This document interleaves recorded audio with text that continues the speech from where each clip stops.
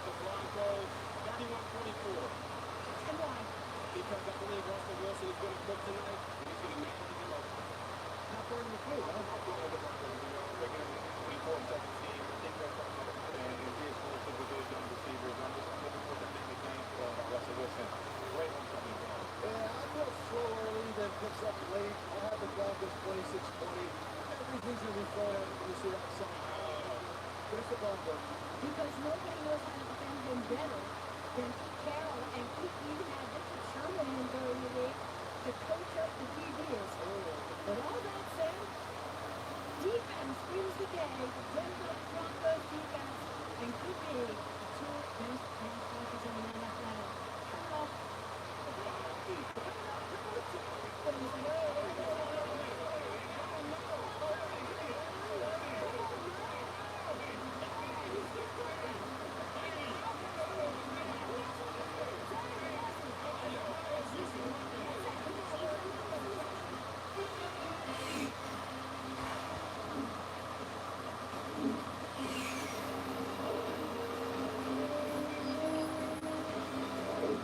Joe Buck and Troy Aikman make their NFL Monday Night debut for ESPN tonight.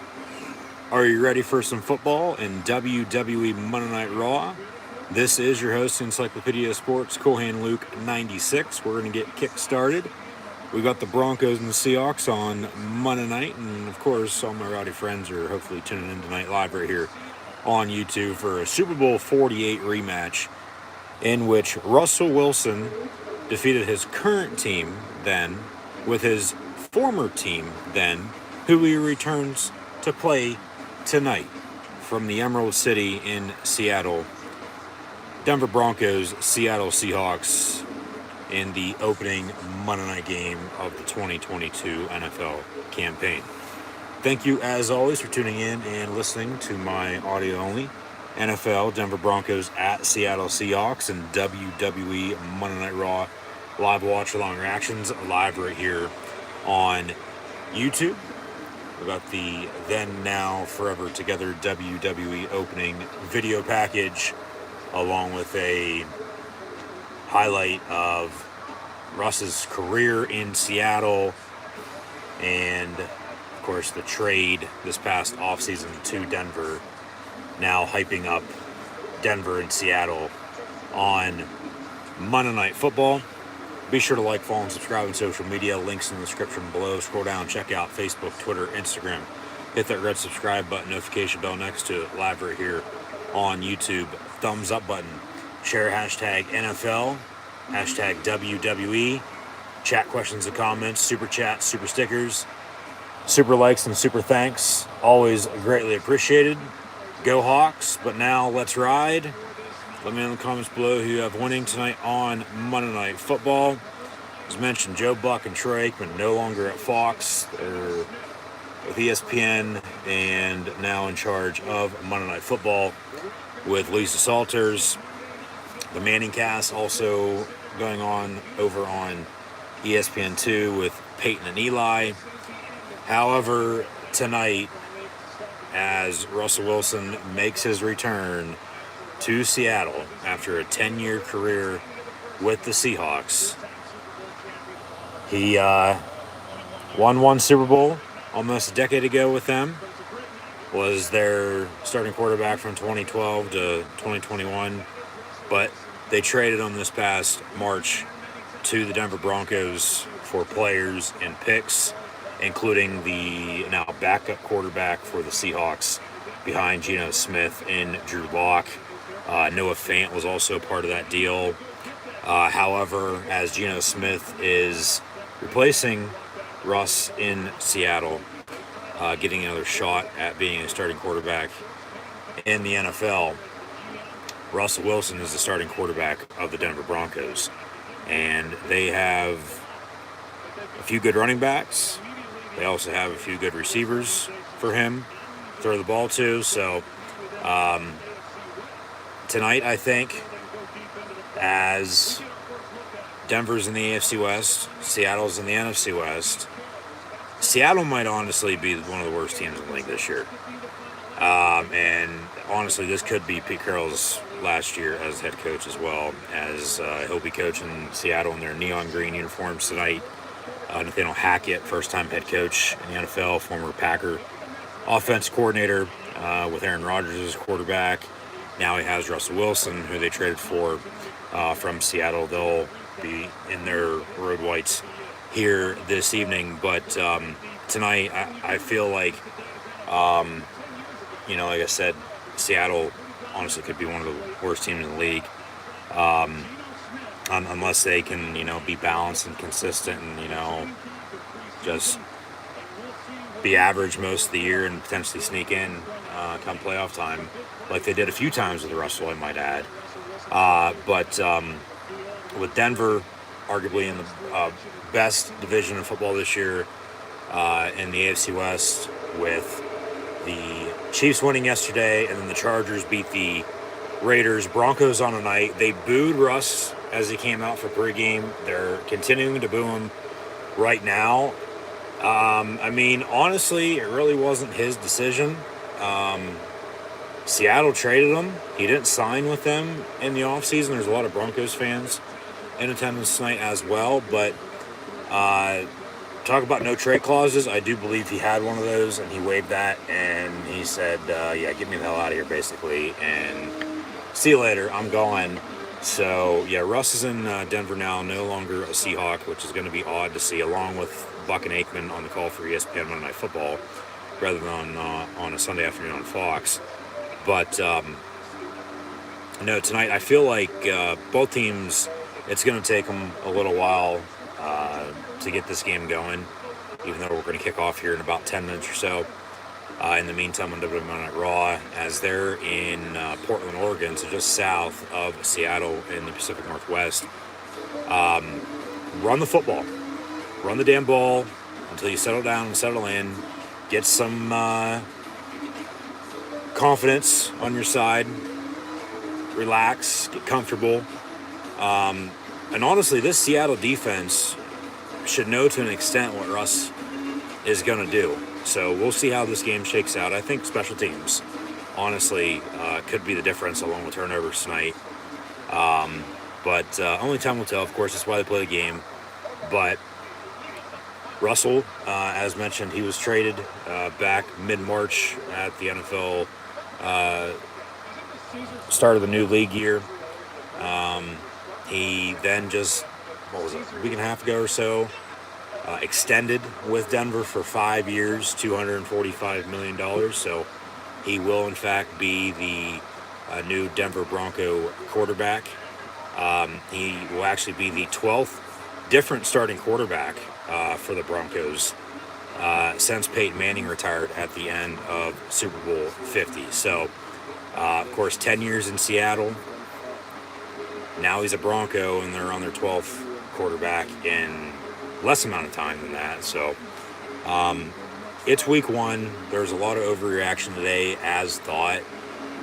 Some teams won yesterday that think would either win or lose, but it's week one. It's not the end of the year. Super Bowl's not till February, so you're going to get that. And another thing too, with until they, settle down, because really, other than practice, and if you didn't play in preseason, this is your first, live full rep that you've gotten since, last year against another team at least, unless you had a, split joint practice. And even at that point, it really doesn't help out. But, if you're good, you're good. Obviously you're good because you're playing in the NFL, but Denver's going to be better than Seattle. I think they're going to win tonight too. But overall, I think they're going to be better long-term wise here. Because, once again, I think Seattle, without Russ, because they struggled without him when he was there to begin with. Now, without him, honestly, what more needs to be said? We'll see what happens. I don't know. But yeah, he's the 12th starting quarterback for the Broncos since 2016. And he's going to have a lot of emotions tonight, no doubt about it. Yeah, they booed him out onto the field, and as he came out for pregame and kickoff here, yeah, lots of boos, which honestly is a little bit of a surprise, but at the same time, depending on how you left, regardless of what you did, at that point, you know, sometimes it irks fans. So yeah, but talk about the emotions. We've seen this now 4 times, counting tonight, in the past 15 years or so, with a Super Bowl winning quarterback to go on the road 1 year after he leaves his former team and goes in with his new team to take on his former team, if that makes any sense. Brett Favre as a Viking against the Packers. Peyton Manning as a Bronco against the Colts. And then Tom Brady last year as a Buccaneer taking on the Patriots. So Russell Wilson gets added to that list. We're going to have a national anthem with 9/11 yesterday. They'll take a break. And kickoff's coming up shortly. Meantime, hashtag WWE Raw as mentioned. We had Seth Rollins in the ring cutting promo. And then him and Riddle started fighting. And now Rollins nowhere to be found with Finn Balor and Damian Priest.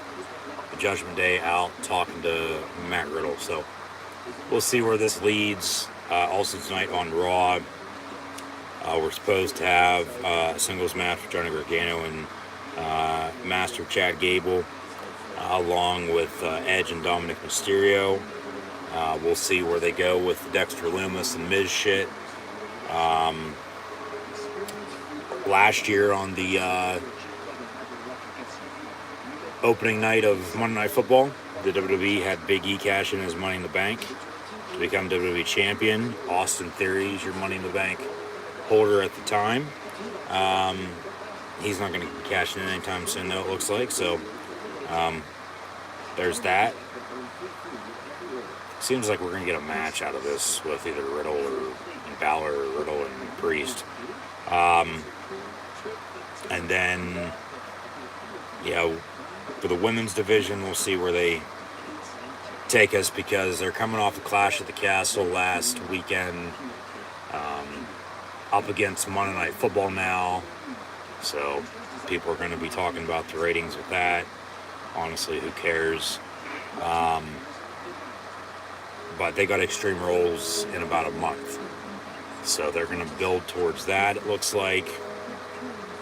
And we'll go from there. But excited to see how this game shakes out. You know, like I said, odd seeing Russ as a Bronco, no doubt about it. 3rd round pick back in 2012 out of NC State, Wisconsin, by the Seahawks. Beat out Matt Flynn for the starting gig and didn't look back. And in his second year, led the Seahawks to the Super Bowl win against his current team, the Denver Broncos. So they, of course, went back-to-back, but then they would have ran the ball from the 1 yard line with Marshawn Lynch. They probably would have won back-to-back Super Bowls. They had back-to-back appearances, but only won the first, lost the second to the Patriots. So Brady has another ring because of that. But yeah, like I said a minute ago, when he was there, I mean, other than Marshawn, they never really had a running game.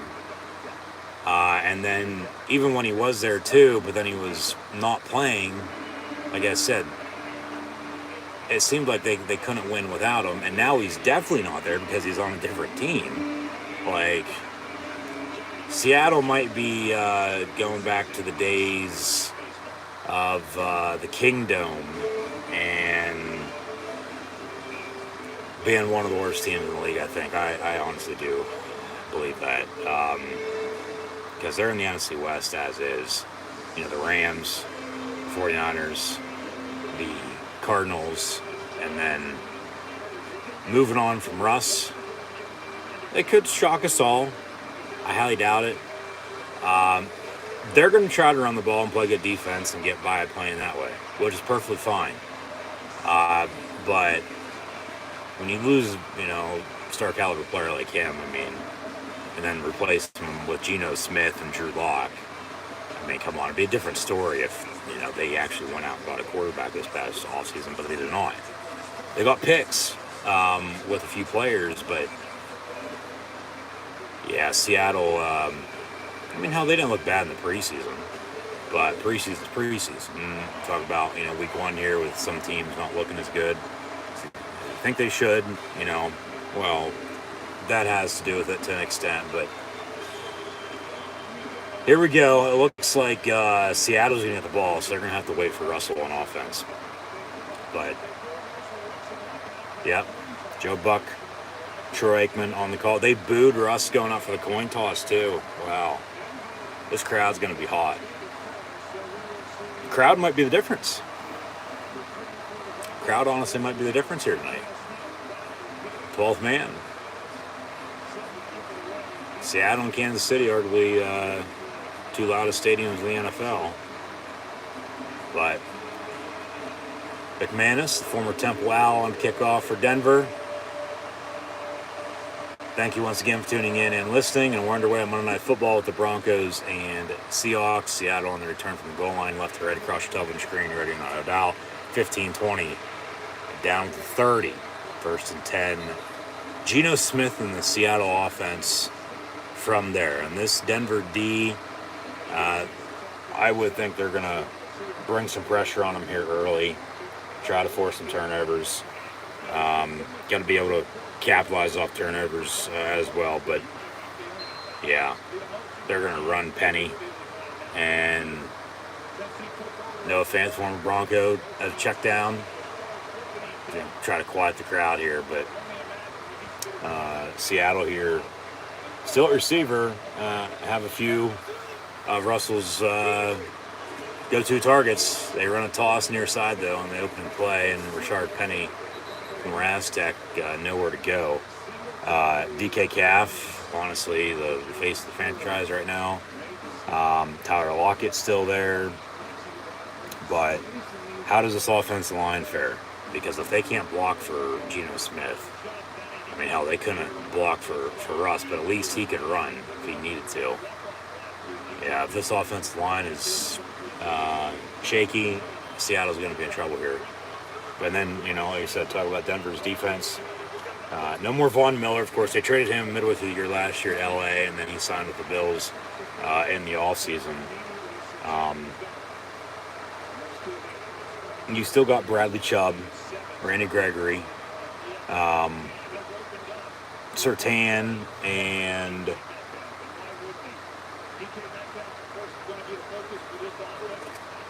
as now they have a second and make it 3, after a 7-yard pickup. Surtain and Simmons in the backfield, deep in the secondary. Denver in a 4-3. They bring pressure on Smith. Pass caught at midfield by Lockett, and he gets brought down at the 45. So they'll move the sticks, 1st and 10. They're going to try to get this crowd on their side. How it already is, because they're playing at home to begin with. But everybody's amped up for Russell. And now this Seattle offense is looking all right, a few plays in without him. But honestly, how do you play a full 60 without him? That's the question. A full season without him. So, got a penalty. 5-yard penalty on the false start. They'll replay the down, 1st and 15. So, nothing's changed with Joe Buck or Troy Aikman by any means. It's the same game plan with play calling for them, which I've thought the past, how long now at this point, and moving ahead, they're the best broadcasting crew in the NFL, followed by Al Michaels and Kirk Herbstreit, and then Sunday Night Football, it's Rico and Collinsworth, followed by Jim Nance and Tony Romo. Pass complete near side, so DK Metcalf on the catch. Nice comeback at the 41, and we get back the penalty, but still gonna have second and officially 6. So yeah, second and medium at 42. They spot it. Rashard Penny down for 4 at the 38, 3rd and 2.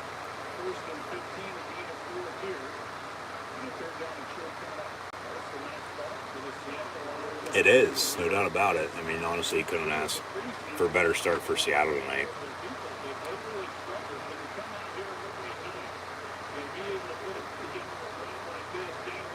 There's Pete Carroll, former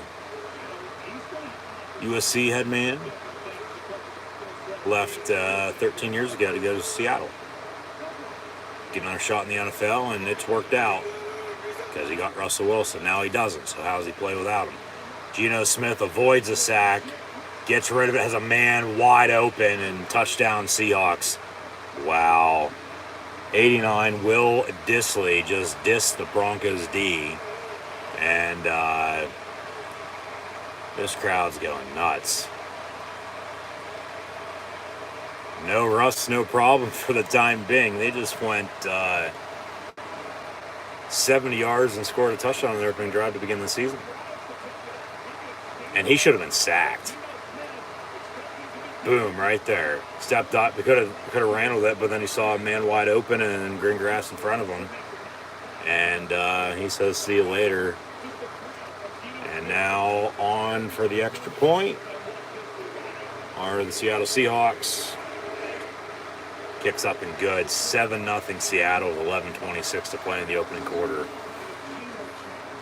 Geno, not Russ, Geno. His steak must be better. 7-0 for number 7. Geno Smith. Let's go Ears.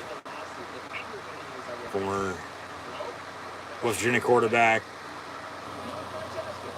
Played for the Jets and Giants. Got run on New York City, and rightfully so. And then he's been backing up Russell. And now, with Russ no longer there, he's getting his chance. Neither quarterback that they have on the roster is the long-term answer by any means. But, I mean, maybe for the time being, if he keeps it up like that, you know, nobody's going to be, saying anything. Because when you win, there's hardly any talk about you in the media. When you lose, it seems like the sky's falling.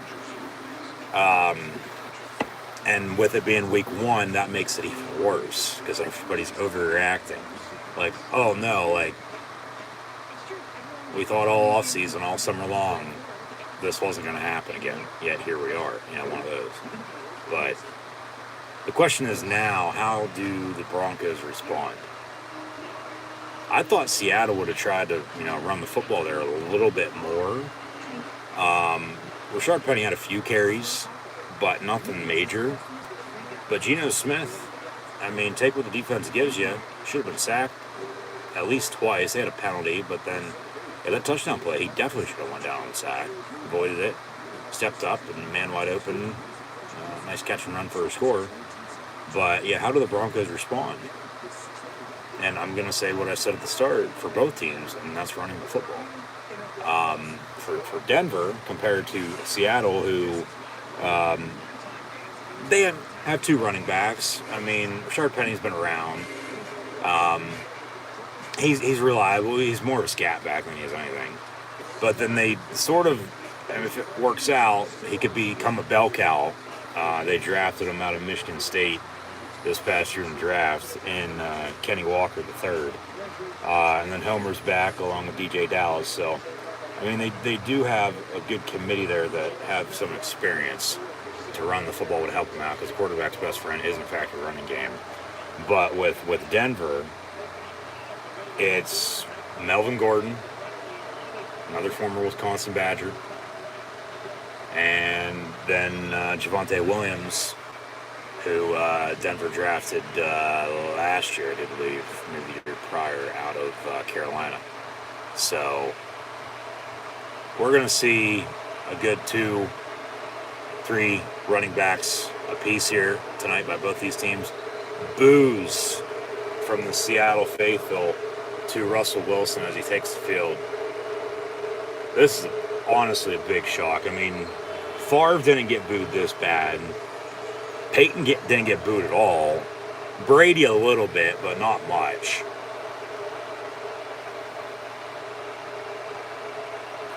They've booed him from the start. 1st and 10 from the 11. Russ, quick pass near side, incomplete. So a lot of cheers.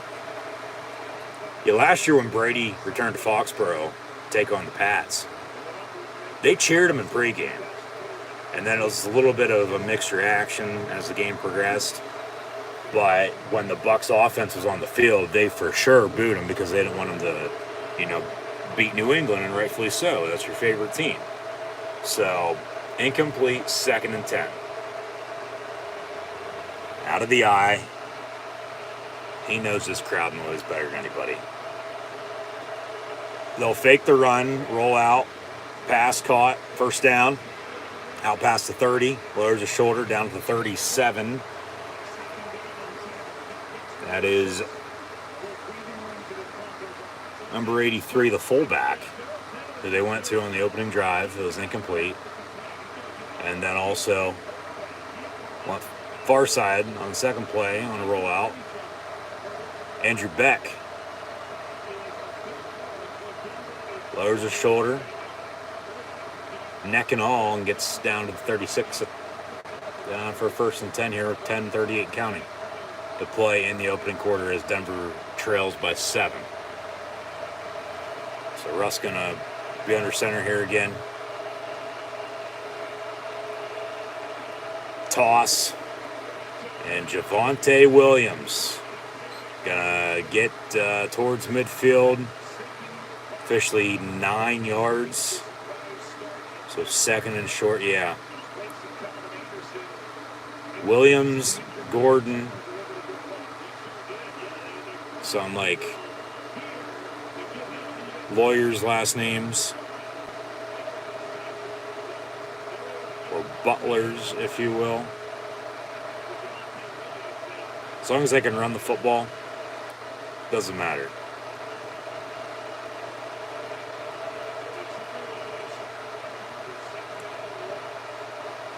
Yeah, 2nd and short here. They'll fake the run. Russell going to go deep.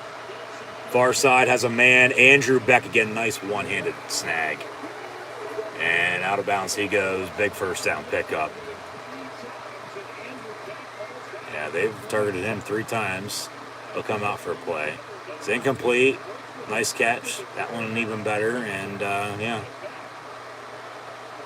There you go.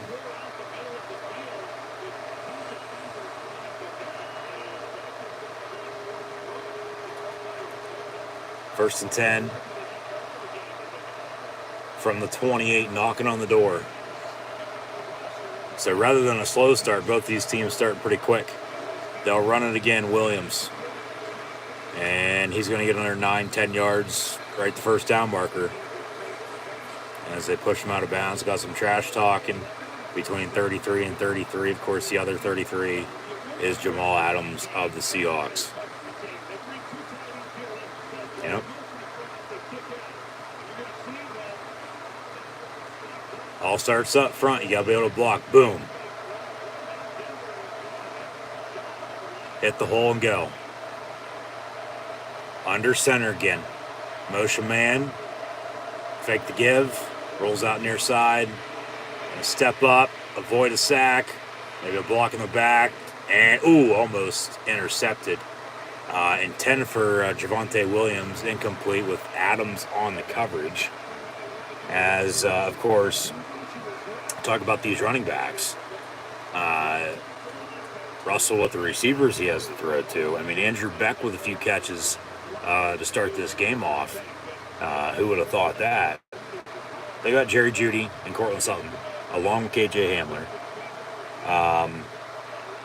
And then at tight end, a few good, reliable guys that can catch football. Nobody, name worthy, but got a late whistle. Probably false start. Yeah, 5 yards. I'll replay it down. So both teams with a false start in their opening drives. Of course, just shows you the crowd. But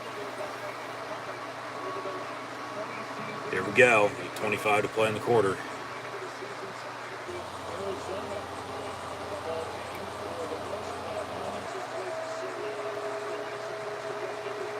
Yeah, Seattle's loud to begin with. They're even louder tonight, and rightfully so. Russ is backing down. So 2nd down and 15 officially from the 23.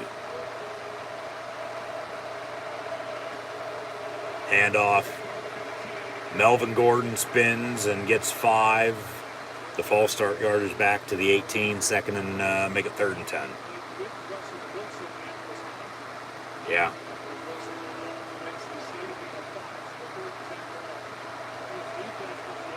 I'd go over the middle. Because that's something they haven't done yet.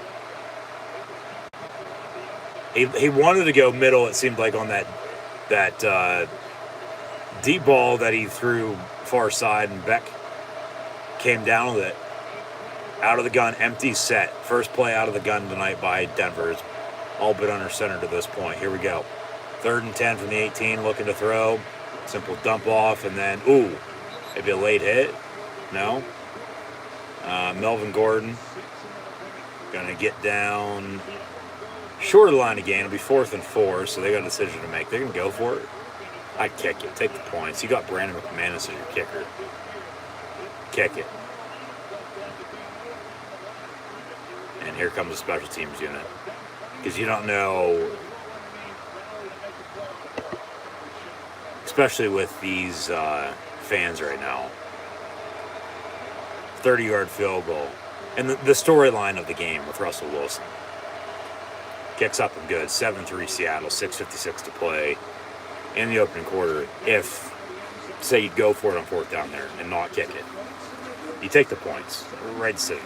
But then if you don't, okay, if you get a touchdown out of it, so be it, tie it up. But if you don't kick it, and you don't get it on 4th down, or you kick it and miss it, you don't know if you're going to need those 3 points later on in the game. So, like I said, I think, honestly, special teams and turnovers, so we've seen a couple penalties already tonight, too, could be the difference tonight. Both teams have seemed balanced on offense. I thought, honestly, they'd be running a little bit more than they have. We'll pull up some stats here as we're about midway through this opening quarter. 7-3 Seattle, if you're just now tuning in, as we're watching Monday Night Football and WWE Monday Night Raw. So thank you for tuning in and listening. Seattle can get the ball back here. Geno Smith, 4-4, 71 yards and a touchdown. That to Will Dissly on a 38-yard strike. Rashard Penny has 2 carries for 4 yards. And then Tyler Lockett has a catch for 17 yards, as does DK Metcalf for 16 yards. Russ is 3 of 5, 58 yards passing. I mean, Javonte Williams does have 2 carries, 19 yards rushing, but and along with Melvin Gordon, 1 for 5. But figured, honestly, splitting the plays as it is balanced, figured be, a few more runs in there than some passes, but still early. So hot start compared to, not necessarily a slow out start by any means. Just, it seems like both these teams are ready to play, and they're using the crowd to their advantage. So I'll leave it at that. Beck has 2 catches, 52 yards, and Gordon 1 of 6. And then, of course, Seattle's good on extra point, make it 7-0, and then McManus had a 30-yard field goal to make it 7-3. So, 7-3 is, in fact, your score. 6:56 to play in this opening quarter. Once again, Seahawks on top by 4 here. They'll get the ball back when we return. There's a nice aerial shot of the stadium. In the meantime, coming up at halftime, we'll have first half stats and scores. We'll recap NFL Week 1, preview NFL Week 2. That'll begin on Thursday night with the Chargers and Chiefs, which should be a damn good game as well. And then we're going to continue to recap the college football season thus far and preview next week on top of that. So stay tuned. The 4 NFL games now that I've covered so far this year in Week 1. Thursday night was a blowout. Sunday night was a blowout. Had a good game in between yesterday afternoon as that went to overtime. Potentially, that trend continues. We get a good game tonight. But Thursday night, Sunday night have been blowouts. Tonight's Monday night. Well, maybe that'll cancel itself out and we get the same. I don't know. We'll see what happens. So, of course, they play the games. Play for the Chargers, too. I thought he went from right to New York to Seattle. He was only with the Chargers for a year anyway, so it doesn't matter. He didn't really play behind Phil Rivers, so that's probably why I don't remember that. But here we go. 1st and 10. Ball at the 21, out of the pistol, and Fant in motion.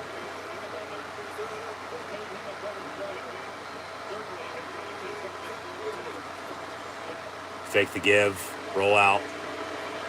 Gino going to go deep, cross his body back near side, incomplete, but they're going to get a penalty on that. Dangerous throw, very bad throw. And he'll get the pass interference call, though, and automatic first down, so he lucks out. Be a spot foul. Yeah, you never want to throw across your body, as that was also intended for Will Dissly, who caught the passing touchdown on their last drive. And then Rashard Penny was right there, too, to potentially catch it off the ricochet. But out of the pistol again, they'll fake the give. Quick pass over the middle, Noah Fant. 1st and 10 after a 15-yard completion. Yeah, this might be targeting. Another 15-yard penalty, and now Denver's defense just allowing Seattle to drive, giving them freebies.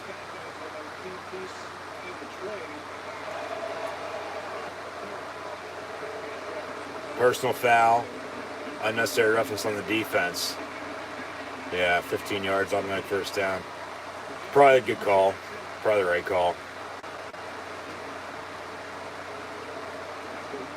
Yeah, that is helmet to helmet. They're going to call that, even though it's a stupid-ass penalty. It's like, it's football, folks. When you sign up, you know you're going to get hit.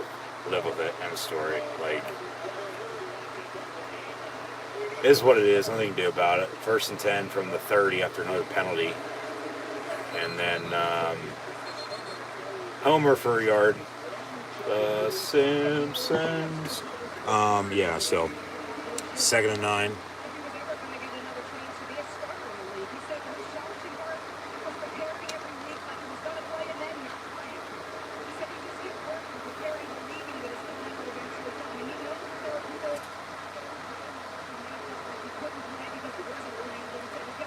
Trying to quiet this crowd again. He's perfect. Got 3 tight ends near side.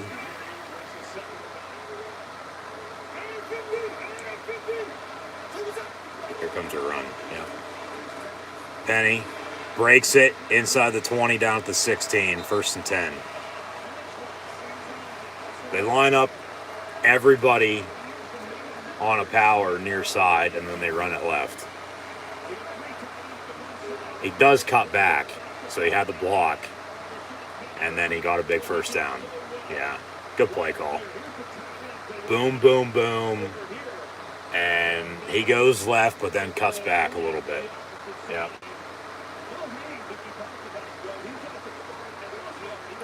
From the 16, keep running it until they stop it.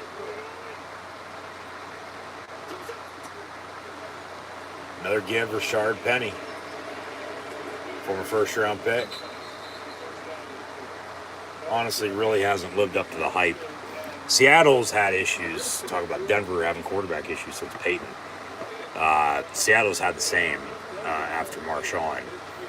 And one of the reasons why, all the pressure was always on Russell Wilson, it felt like, having to make plays, out of nothing.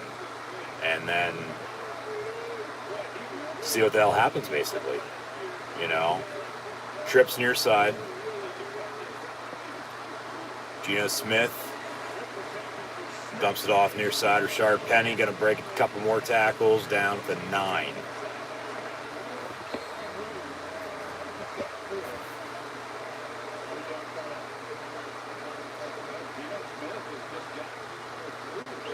He has. I mean, for Seattle on offense, you can't ask for a better start here.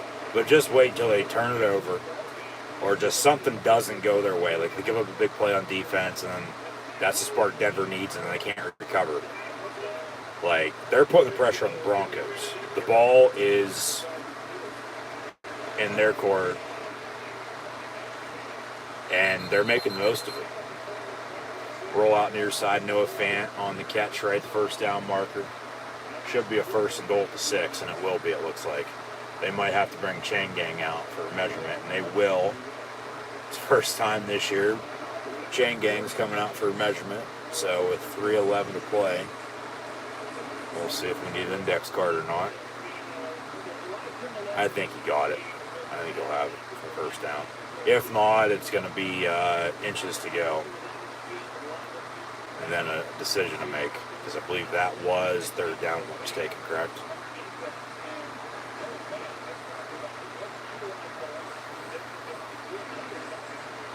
He's about the nose of a football short. So 4th and inches, they're going to go for it. I don't blame Pete Carroll. I mean, you're running the ball well right now. I mean, all you need, get up there and sneak it. Maybe you do roll out and, back corner of the end zone, hit your tight end for a score. DK Metcalf's, been quiet. Yeah, I'd get your tight ends here. Disley already had the last touchdown. Fans had a good drive.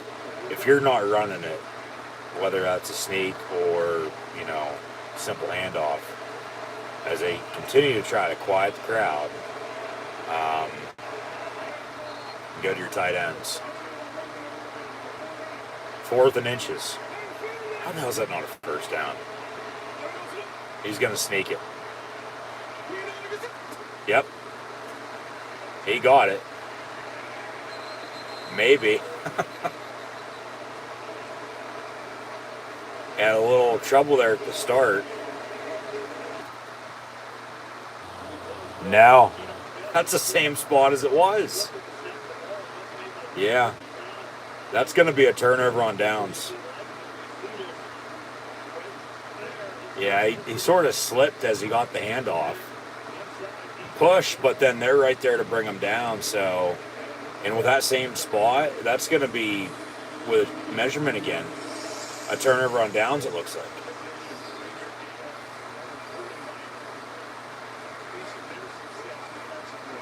So, what do we got?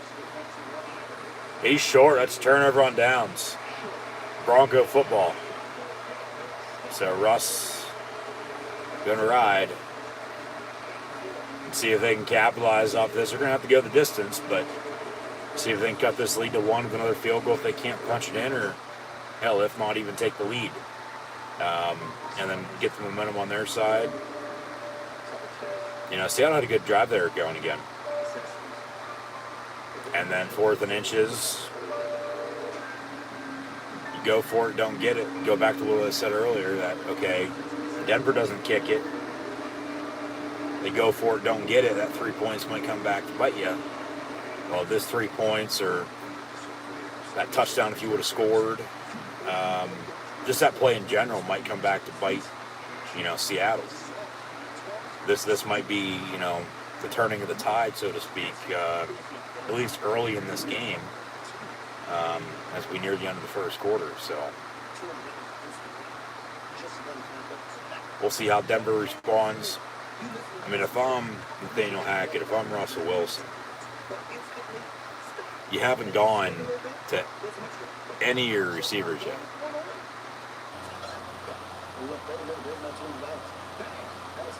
None of them.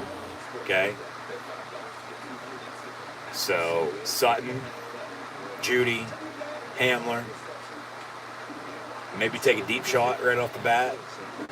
Maybe try to establish your running game and then go from there. Keep it balanced as you were on your opening drive.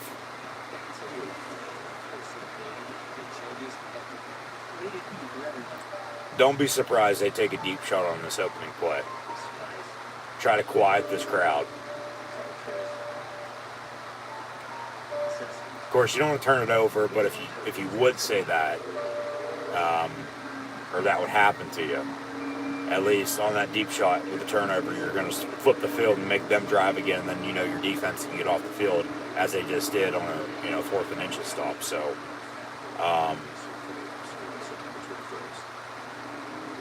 of course, if Seattle would get a turnover, though, all the momentum's going to stay with them. But I'd take a deep shot with Denver right now. I would. A little play action. Go deep to Sutton or Jerry Jeudy, KJ Hamler. But out of the eye, they'll toss it. They'll run the ball, which is fine. Javonte Williams again, out to the 20, 1st and 10. Hell, he's going to have 100 yards by the end of the game. Keep it up.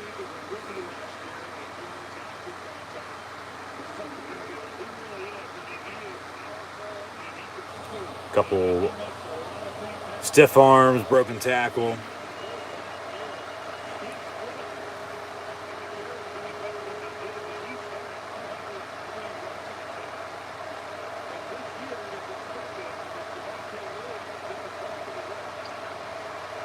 From the 20, Russ pass caught by number 85, Oakwood. I'm not even going to pronounce that, Joe Buck. Just say it.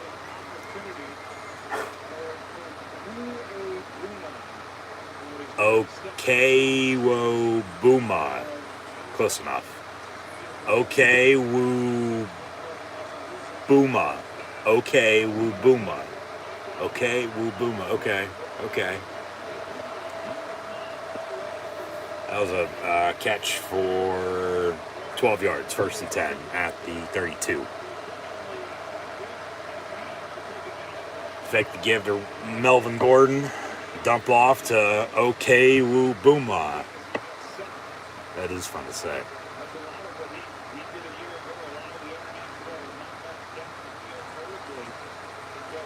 And remember, Russ is coming off an injury too. He missed half the year last year with the Seahawks. Came back late in the year, and they stumbled without him, like I said earlier. Even when he was there, not playing, though, because of injury, they weren't good. And now they don't have him, so, I mean, what's that saying? But then he came back, and it was too late, and then, they're out of the playoffs for the first time in his tenure. Handoff, Melvin Gordon.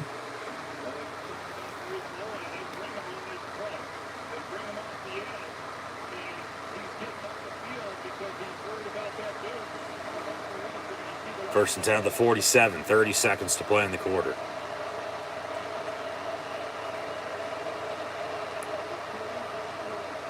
Got about a 7-second differential. Play clock and game clock. This will probably be the final play of the quarter as he tries to get set. Big audible. I don't think anybody on the fucking offense knows what the play is.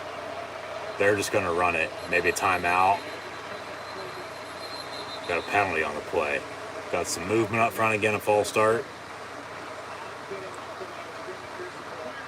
Yeah, with a false start, 5-yard penalty, make it 1st and 15.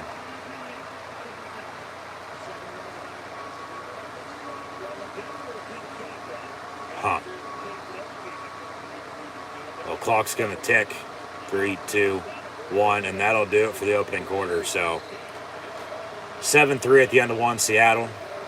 They'll flip ends, and Seattle going to have a 1st and 15 to begin the second quarter to play when we return. At the end of one, Russell Wilson's 5 of 7, 77 yards passing. Javonte Williams 332, Melvin Gordon 2 of 13 on the ground, and then both Gordon and Williams have a catch apiece. Okay, Booma maybe. Okay, Wua. Yeah, I don't know how to pronounce that again. He has 2 catches, 19 yards, and then Beck 2 of 52. And then Seattle on the flip side. That is a very tough name to pronounce. Okay, Wuabooma. I think that's how you pronounce that again. Okay, Wuabooma. And his first name's Albert, by the way. We'll call him Prince Albert. How about that? It's a big boy at tight end. Prince Albert, okay, Wuabooma. He has 2 catches for 19 yards, as mentioned, with Beck leading the way 252 on that opening drive. However, on the flip side, Geno Smith's still perfect. 7 of 7, 89 yards and a touchdown. That's to Will Dissly from 38 yards out. Rashard Penny, 420. Homer has a carry for 2 yards. Dissly, 1 of 38 in the score. Lockett, 1 of 17. DK Metcalf, 2 catches, 16 yards. Noah Fant, 2 catches, 14 yards. And Rashard Penny also has a catch for 4 yards. Penalties have been a factor with some false starts here. Had a personal foul as well, but both offenses look balanced. Denver defensively, they got off the field there on their last drive and got their offensive ball back here. That's why Denver has the ball 1st and 15 now to begin the second quarter, because Seattle probably should have scored again before the end of one. But 4th and inches, they went for it, didn't get it. So, like I said, how does Denver respond? But yeah, offensively, they're looking pretty balanced. Both offenses are. Still early, a lot of football left to be played, no doubt about it. I still think Denver's going to win. I think they find a way to win late. I didn't expect 7-3 at the end of one. I expected a slow start. It's now starting to slow down a little bit after a fast start. But from the 42, they flip ends, so empty set, 5 wide out of the gun, left to right for Denver.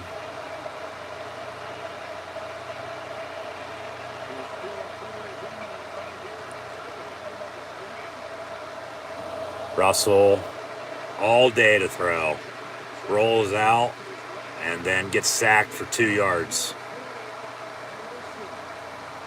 2nd and 17.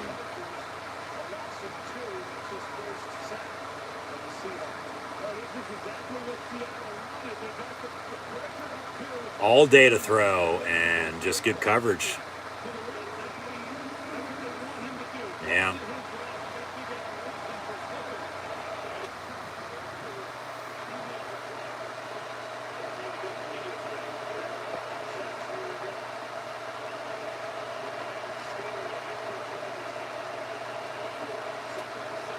From the 40, they run it, and Gordon gets 5 to the 45. 3rd down and 12. Not gone to any of their receivers once again yet. No Cortland Sutton, no Jerry Jeudy, no KJ Hamler. Where the hell are they?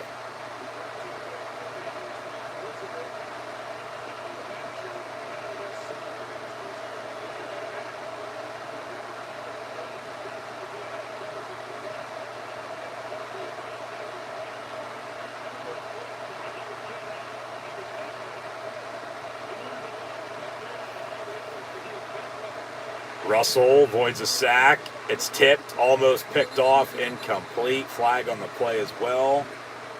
So 4th down, they'll punt, but we got a penalty.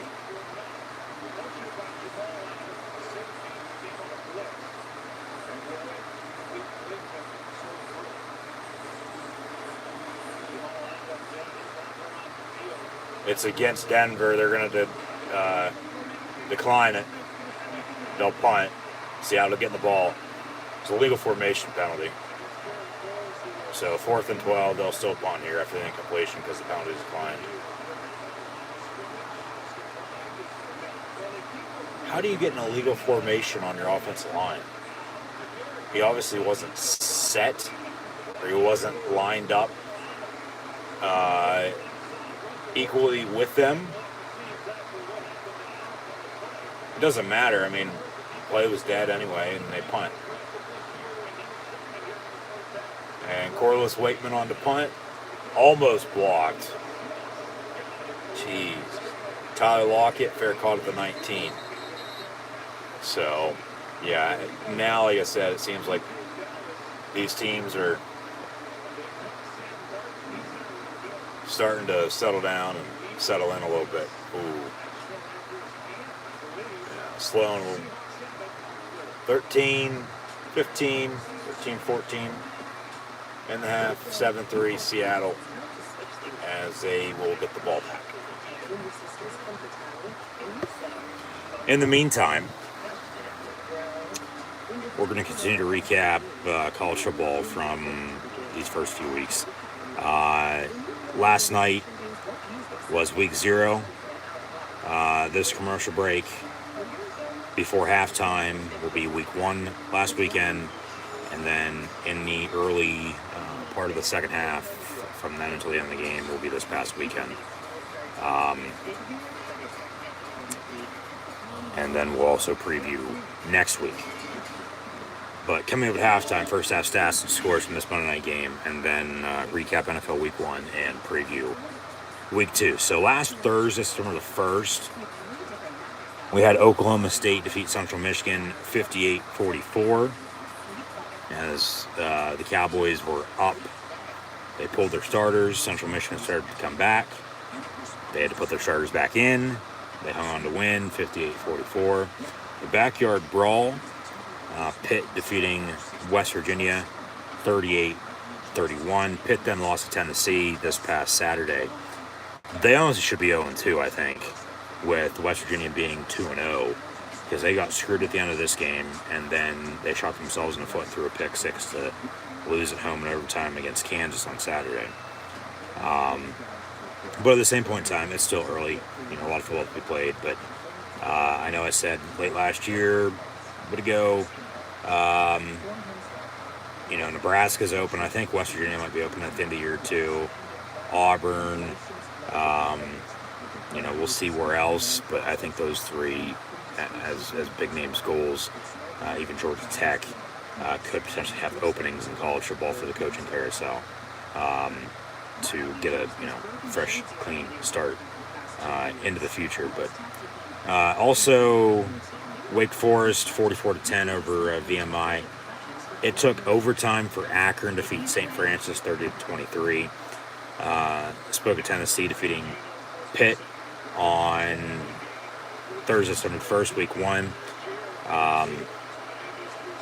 And then Tennessee defeating Pitt on Saturday. Tennessee, week 1, beat Ball State 59-10. Geno Smith hands off. We'll get back to those scores here in a minute. But yeah, that's when he got hurt. Yeah, that's when he hurt his hand. And now look at Dak Prescott. He also has a hand injury. He got surgery earlier today. He's going to be out a while, as Jerry Jones said last night. Timetable potentially 6 to 8 weeks. And we saw the Seattle season went without him last year, and then they missed the playoffs even after he came back, because a little too late. And so we'll see what the Cowboys do if they move forward with who they have, or if they end up signing somebody or trade for somebody. Anything's possible with Dallas Cowboys, by God. But yeah, no doubt about it. But yeah, Russ now Bronco. They couldn't capitalize off the 4th and inches, and now Seattle getting the ball back. They got a 3rd and 1. Trips in a bunch, top of your screen. Geno Smith, a little dump off. Penny gets a first down for 3.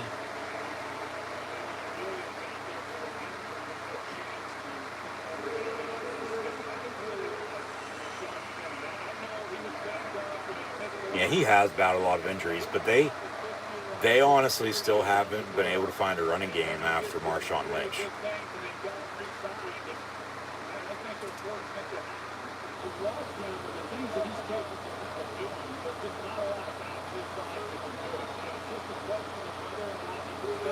From the 31, Gino dumps off and tackle. We're at the line of scrimmage, no gain on the play, but then we got a penalty. Probably some trash talk. You can't say that, you can't do that. 15 yards, automatic first down. Unsportsmanlike conduct. And for a taunting, yeah, he said something to him. And the ref was right there.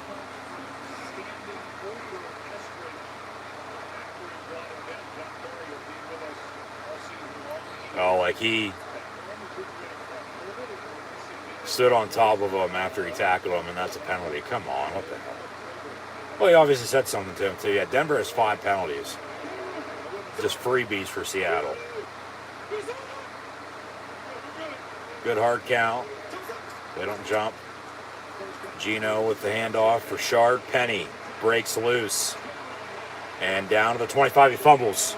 Seattle's there to recover, though, the 26. They get lucky. Very lucky somebody was there to recover that.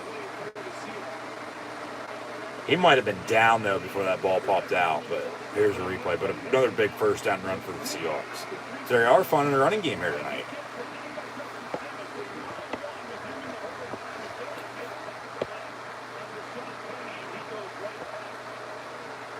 Penny now officially 6 carries, 47 yards rushing.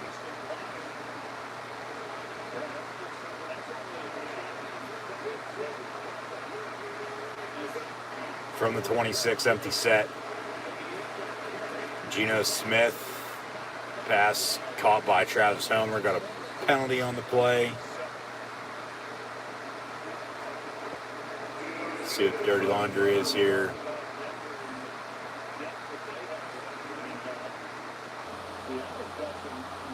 Yeah.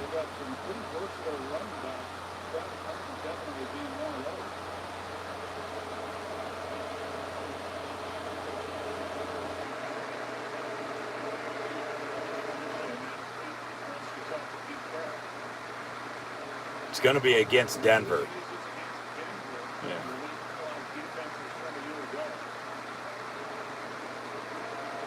So they're going to tack it on. Maybe replay the down. Legal contact on the defense. 5 yards, end of the run. Yeah, first down.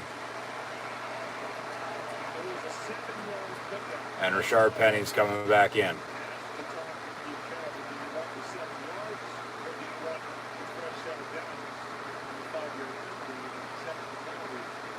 Okay, so they take the pass off the board and they get an automatic first down. Geno's still perfect, 10 of 10 for 100 on the dot.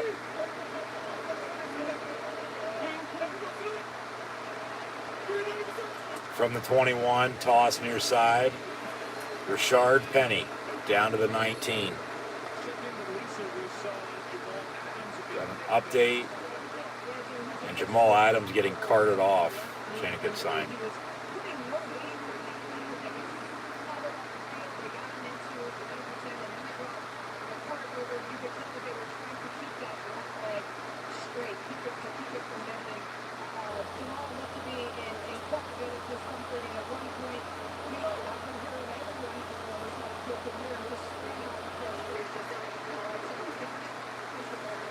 Geno Smith going to step up, keep it for himself, and we'll get about a 9-yard pickup at the 12.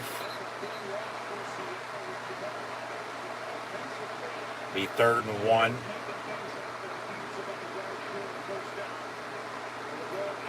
And we have new women's tag team champions in the WWE. Damage Control, led by Bayley. She might win, and I still think she's going to win the Raw Women's title by the end of the year. She might actually win it next month at Extreme Rules over Bianca Belair. now that Dakota Kai and Io Sky are your new WWE Women's Tag Team Champs, as they defeat Raquel and Aaliyah. Penalty on the play. Seattle backed up again from the 29. Bubble screen to DK Metcalf, who's going the wrong way, and then he gets brought down for 36. So it'll be a loss of about 7. Third down. Third and about 26.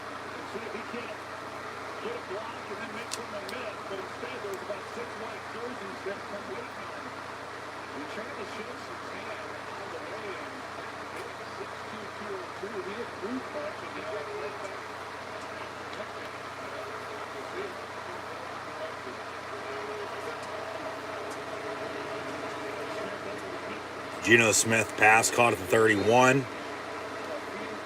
But now, after some penalties of their own, drive's going to stall and they'll have to kick it.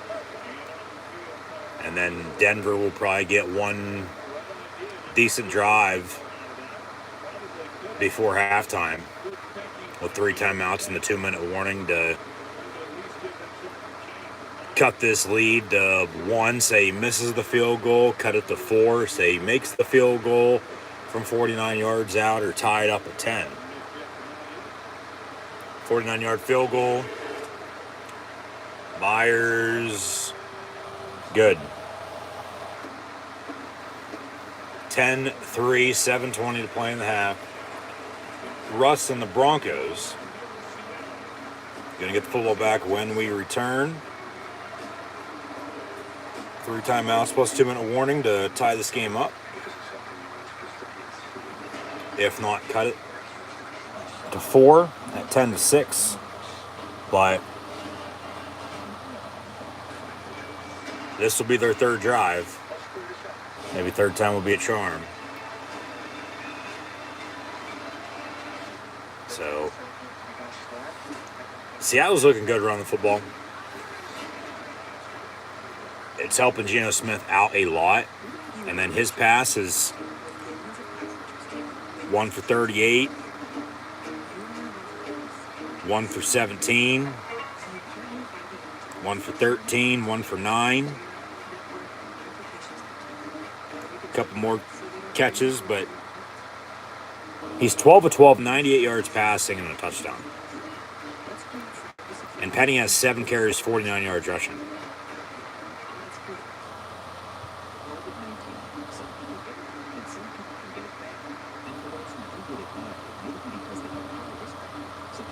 This is exactly how Seattle is going to have to win football games this year.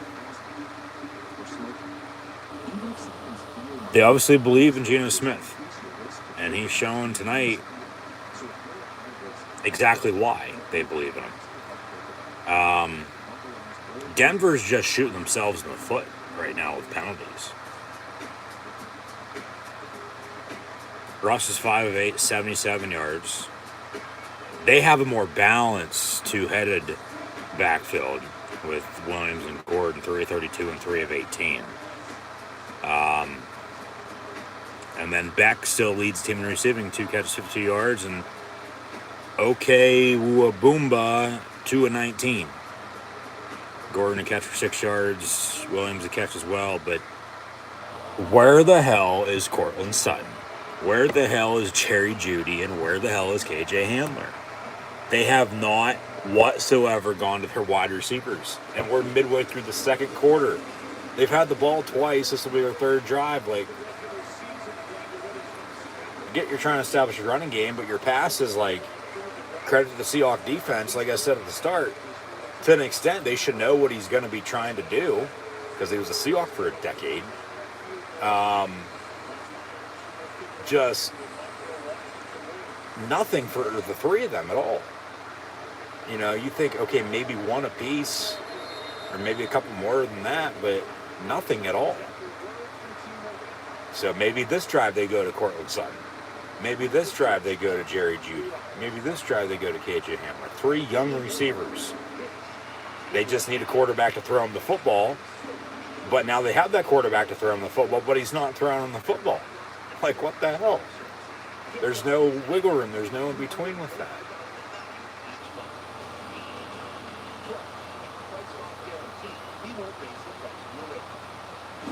So we'll see what they do here.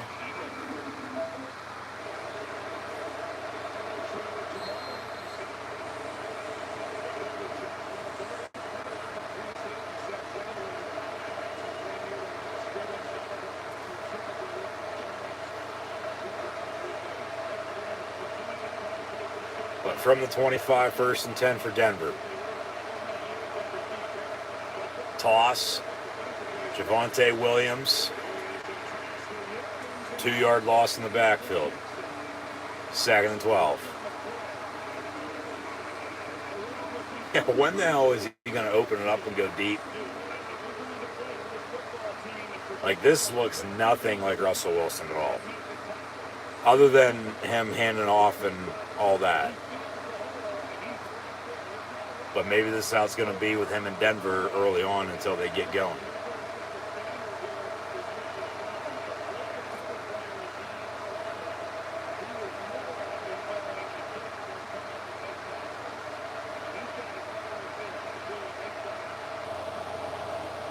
From the 23, Russ. Simple dump off, Javonte Williams. And he gets about 10, if he's lucky. It'll be 3rd and 2.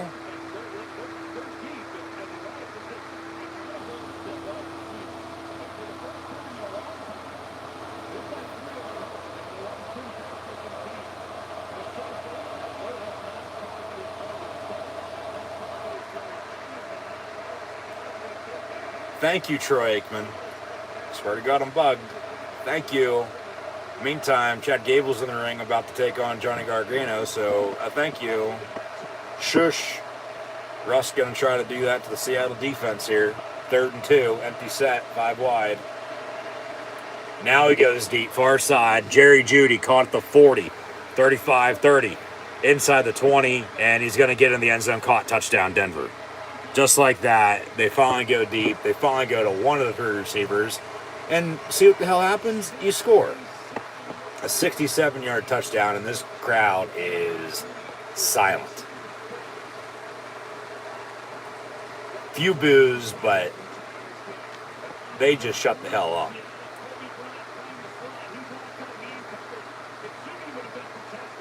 Yeah. Never stepped out either. Caught at the 40. Some yak yards for him, and he's off to the races. Touchdown, Denver. Just like that. They tie this game up at 10 with 5:34 to play in the half. So Seattle's going to get the ball back. See how this Denver defense responds now.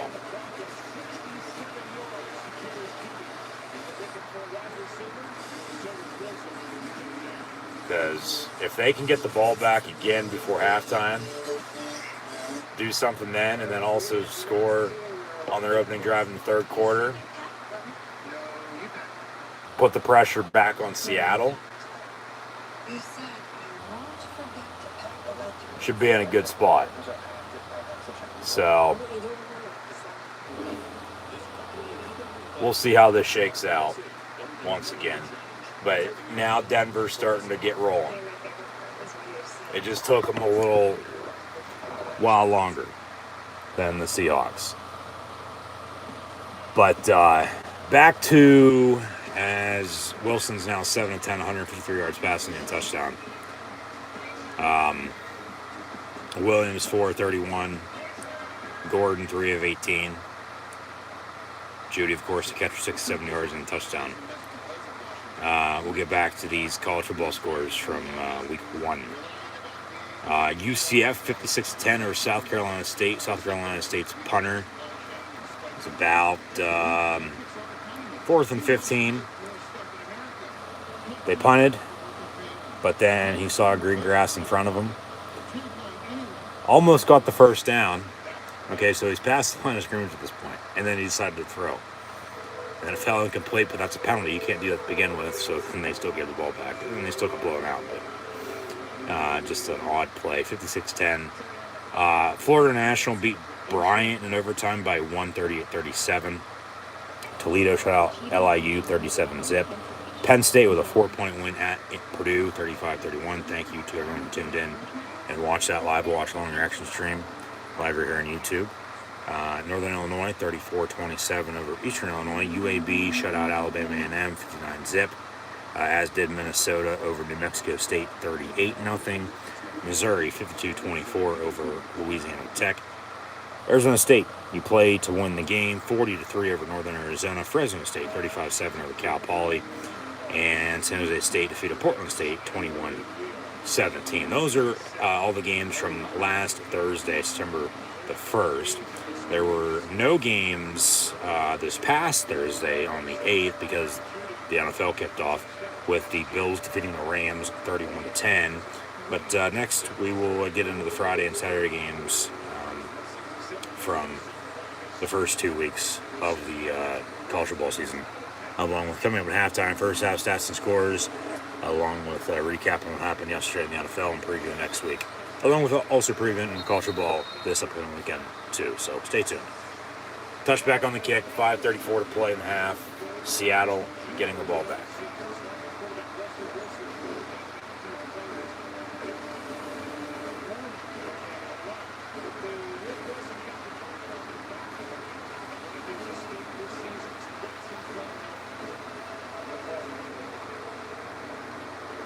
Let's go, says Russ. Let's get it. Let's ride. Let's go, man. From the 25, 1st and 10, Seattle. Geno Smith almost gets sacked again. He dumps it off. Disley. He gets to the 28.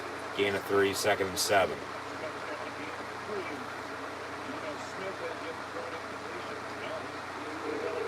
Thirteen of 13 now. Yeah, back over 100 yards.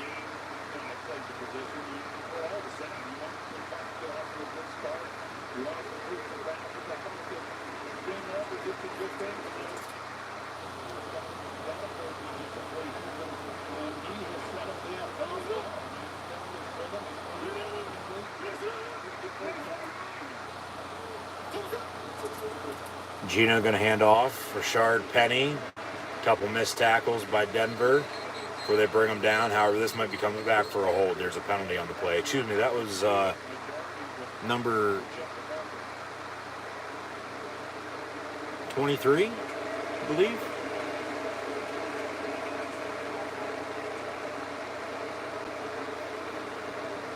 This is against the Broncos, however.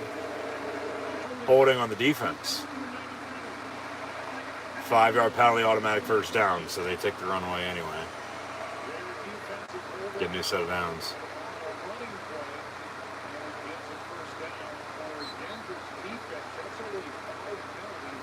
Yeah, if they didn't have the penalties, I mean, you're still tied at 10. Maybe you have a little bit of a lead, but you're just shooting yourselves in the foot. You're giving them, free yardage from the 37.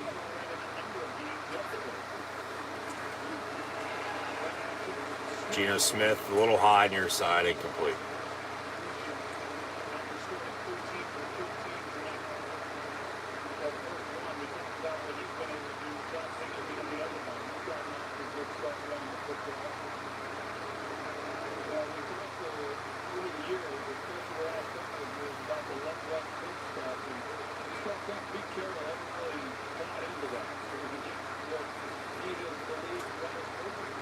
You run the football and you play good defense.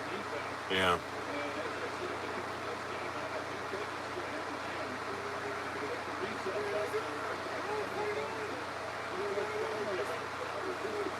Out of the gun. Geno going to step up. Almost sacked again, and he has a man wide open. That's caught by number 11 of the Seattle offense, and Marquise Goodwin. He's been bouncing around the past few years, but now Seahawk. See, Denver's getting to him. They just can't wrap him up and bring him down. It's another sack. Another sack.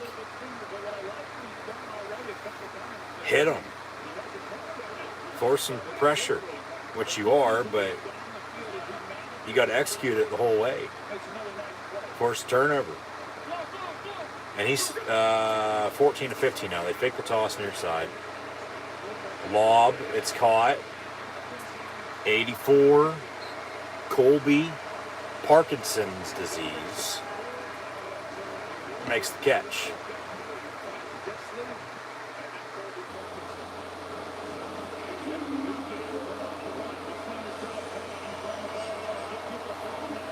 Geno Smith just shaked, rattled, and rolled the Denver D. 8 different receivers on a 15-16 night for 135 yards. Make that 16-17. It says 8 different receivers.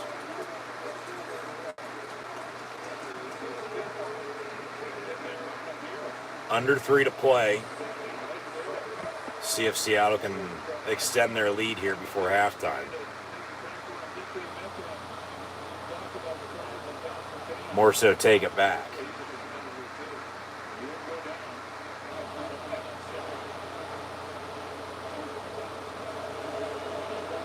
From the 25. Geno. Down the middle, caught, touchdown. Parkinson. Run the ball and get the ball to your tight end. And this is how they're winning games this year. So they should be winning games regardless. I'm liking what Seattle's doing, even though I still think they're going to be one of the worst teams in the league this year. Tonight, they're playing all right. They're putting the pressure on Denver because all the attention's on Russ. But they don't care. They're going to play their game.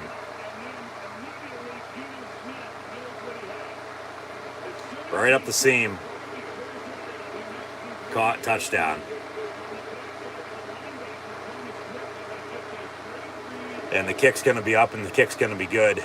And if the Seahawks do win tonight and Geno keeps it up, there's going to be a ton of overreaction with, okay, the Seahawks are all right. Which, to an extent, that might be okay. That might be right. But, it's one game. Like, get at me whenever they're beating the top teams in the league, because Denver's towards the top, but even with the Russell addition, they might not even be the best team in their division, for God's sakes. That's how stacked the AFC West is. So they got to figure something out here. We're just going to play, patty cake, back and forth. We're at this point, whoever the hell has the ball last might win this game. Fast start, slowed down a little bit. Now it's picking some steam back up. And with 3 timeouts and about 2...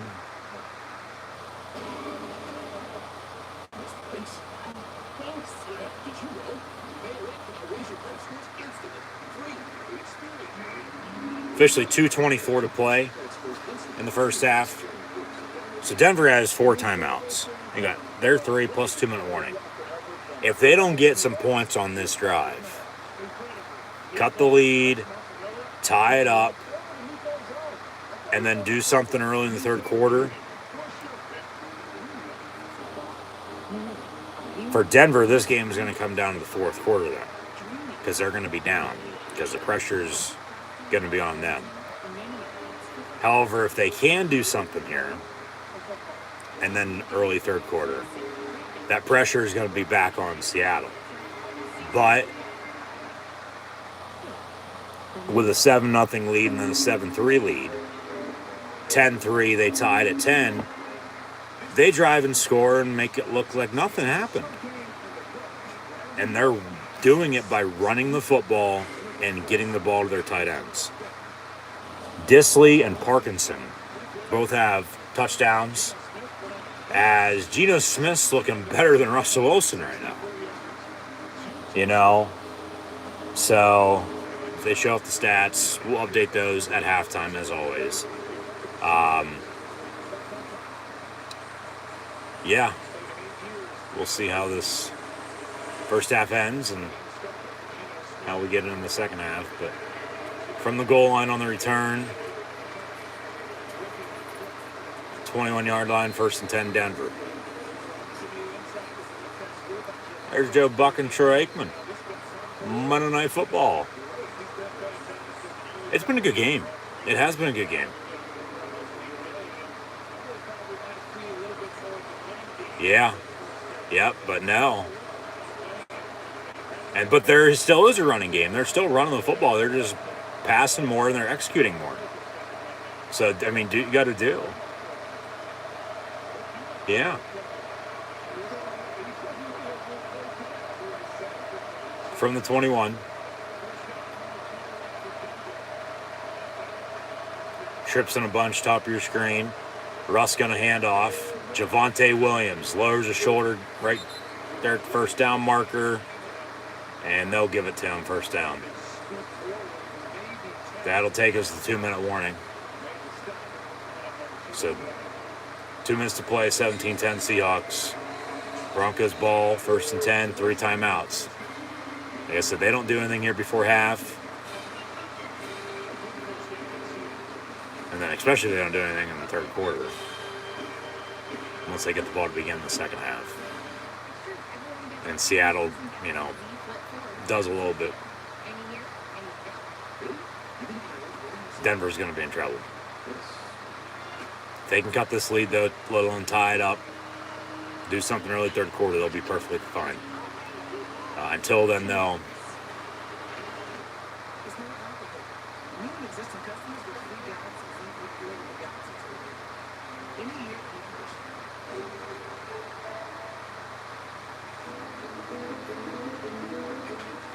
we'll see what it gives. Johnny Gargano picks up his first win on Monday Night Raw.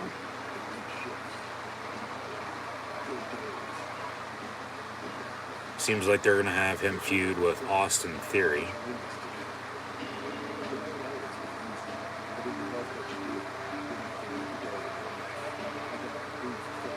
There's beatdown post-match.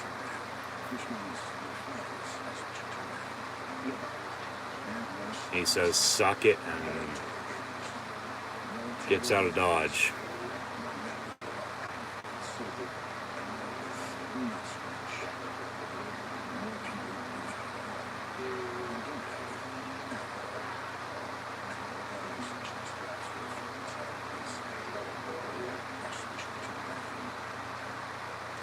And then there's Austin Theory from behind with the Money in the Bank briefcase attacking Johnny Gargano. Yeah. He's going to get back taking selfies. Yeah, they're going to have them feud. And it could potentially be for the briefcase once they have the match. And then that would be Triple H against Vince, basically. With Theory being Vince's guy and Gargano being Paul's guy. And then, of course, if he wins and becomes Money in the Bank, or Theory retains, we'll see what they do.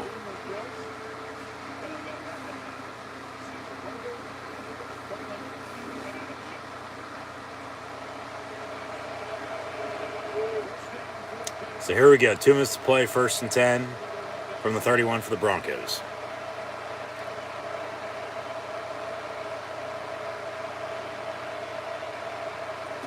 Seattle with some pressure. They dump it off on a screen. Javonte Williams, another 10, 15-yard pickup, 1st down Denver. He's had a big game.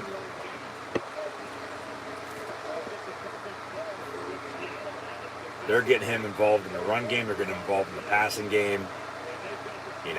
Simple check down receiver for Russ. Where's Judy at, though, still? I know he has a touchdown in the last drive, but where's Cortland Sutton? Where's KJ Hamler? Russ going to step up. He'll get about a yard or so. And then no penalty. as Denver wanted a late hit. It's a good no call. There's no penalty on that play to begin with, but Denver trying to hurry up and get back to the line with a minute and counting to play, and still 3 timeouts. Big second down here. 2nd and 8. Russ. Deep ball far side. Oh, nice catch. Was he inbounds though? KJ Hamler. And I got 1 foot in, it looks like. Former Penn State Indy line. We also had Deshaun Hamilton at one point. But they're their main 3. And remember, they have Tim Patrick too, but he tore his knee up in camp and he's done for the year. It's Cortland Sutton, Jerry Jeudy, and KJ Hamler. And that was incomplete. They're not even going to show a replay. He caught it, but he was out of bounds. And Denver's going to call a timeout. Make sure they're set on 3rd and 8 with 48 seconds. Crowd on their feet. Can't hear shit. But yeah, 17-10. Probably a good timeout to make sure they're set. Yeah, next Monday, rather than tonight for the season opener, that's the doubleheader. Titans-Bills should be a good game, as should Minnesota and Philly. Joe Buck and Troy Aikman say they'll be in Philly for Vikings-Eagles, as they both won yesterday over the Packers and Lions, respectively. The Bills, of course, won on Thursday night at LA. Get a home Monday night opener at 7 o'clock, and then at 8:30, it'll be Minnesota and Philadelphia. The Titans of those 4 teams, the only team to lose yesterday. They lost the Giants at home, but kicked a game-winning field goal, however they missed it. Russell Wilson pass caught. Cortland Sutton 35. Down inside the 30, still going. Push out of bounds inside the 25 to 24. 1st and 10, 38 seconds and 2 timeouts, and they're knocking on the door. So yeah, Monday Night Football doubleheader next week, week 2, rather than tonight here in week 1, as it's been. So get Russell's return though tonight on Monday Night Football, and this game has been really good thus far. From the 24.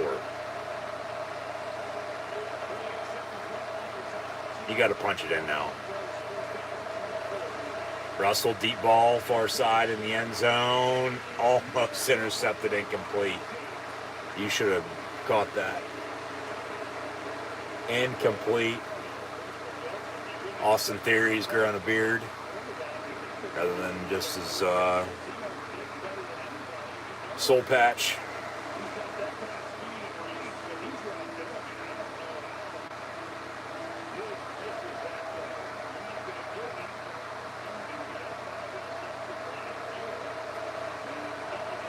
Are you serious?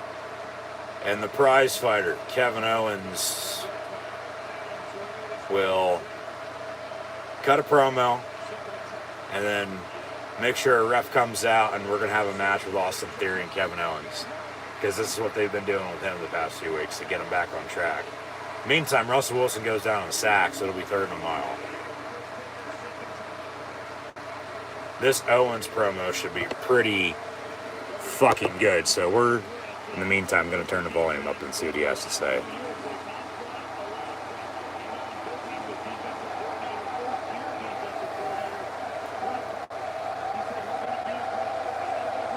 Third and 18 officially for Denver. 26 seconds. Theory tells him to shut up. He's sick and tired of idiots like Owens.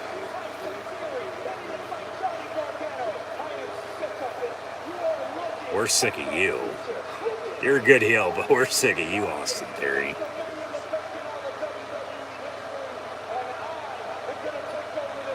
From the 32, Denver. Russ shuffles it. Javonte Williams gets 10. They'll let the clock run down, they call timeout, kick it going into halftime. Cut it to 4. Get the ball to begin the third quarter. Down 17-10, 17-13. Timeout 3 seconds.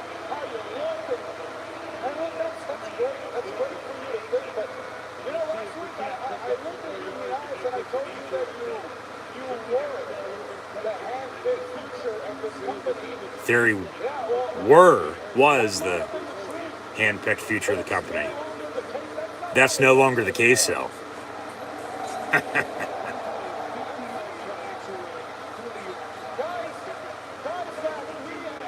Guys like me don't look like you, but we know how to wrestle.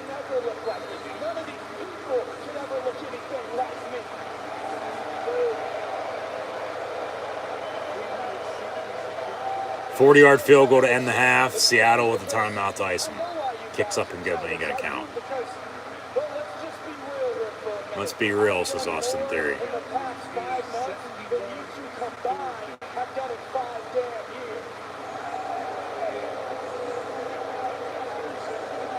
I don't know about that. Some people would agree, but yeah, statements like that. Delusional jackass.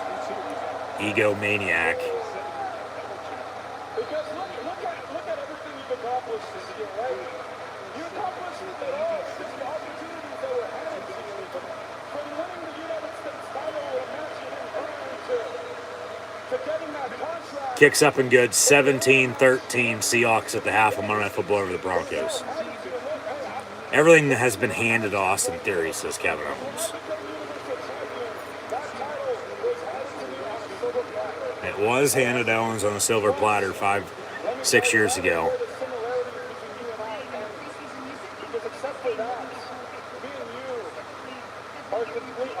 Complete opposites. Couldn't be prouder. Let me ask you this, Austin Theory, who got his first name back. In the last 2 decades, has come by in WWE that are just like you. Yeah. How many people like Austin Theory have come and gone? That's so true. Yep. And then Owens has stood the test of time. Yep.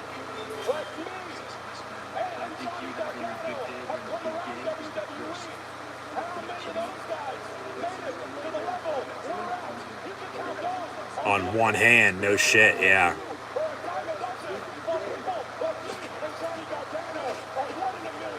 One in a million.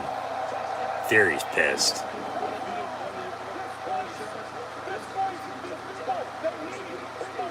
Need people like me, says Kevin Owens. You're damn right. Sold the business. People like you need to get the hell out. The appendix of the business. So emergency appendectomy. Yeah, go get some surgery. We'll talk about NFL injuries in a minute too. But Owens has been watching, listening. He's gonna tell him, I don't think you have what it takes. Owens with some damn good promos. Shut up, says Owens. I want you to prove me wrong. Yeah?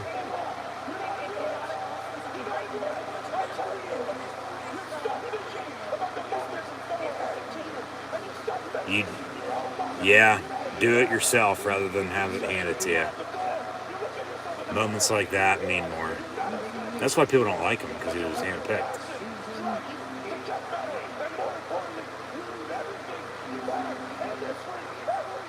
Yep. Owens with another fire promo tonight on Monday Night Raw. That's how you prove me wrong, you son of a bitch. That's how you become the face of the company. I could see a complete swerve, though, too, if they'd ever want to turn Owens back to heel here, which they won't. But this is what he's been doing. He's been coming out, cutting promos, and then having a match.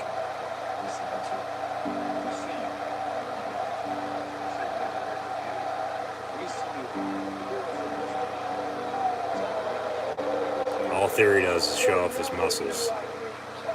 You'll never be anything like me.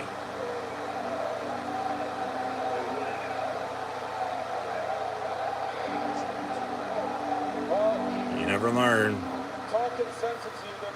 Yeah, maybe this will. Slap across the face since talking didn't work. Theory's a good heel, but now they're going to fight. Owens, everything he said was true, though. They're not putting Theory down, even though they're putting Theory down. It's going to get him over in the meantime. So they're going to fight. Chris Berman is going to give us his fastest 3 minutes here at halftime. We're going to update some first half stats and scores and recap week 1 here, preview week 2, along with continuing on with college football from these first few weeks and next week as well. But, we'll get back to this Monday night game in a minute as they show us some highlights from yesterday. Kevin Owens and Austin Theory brawling on Monday Night Raw. Now they're fighting ringside. That was another damn good promo by Owens. Like, boom. He's just going to keep fighting. Theory with the briefcase. Owens with a stunner. No, Theory going to roll out of the ring. Yeah, other than what they're doing right now with Kevin Owens, I don't know moving forward what they have planned for him. I mean, he just comes out, cuts promos, and, he's fighting whoever he's talking shit against. Theory's actually bleeding. Might have broke his nose. Come on, Owens.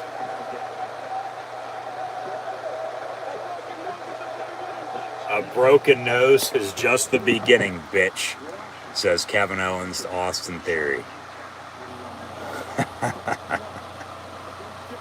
So, all right. That was, honestly, from watching Raw thus far, probably the best part of the show. They had a match earlier after a Seth Rollins promo. It was Matt Riddle and Finn Balor in action.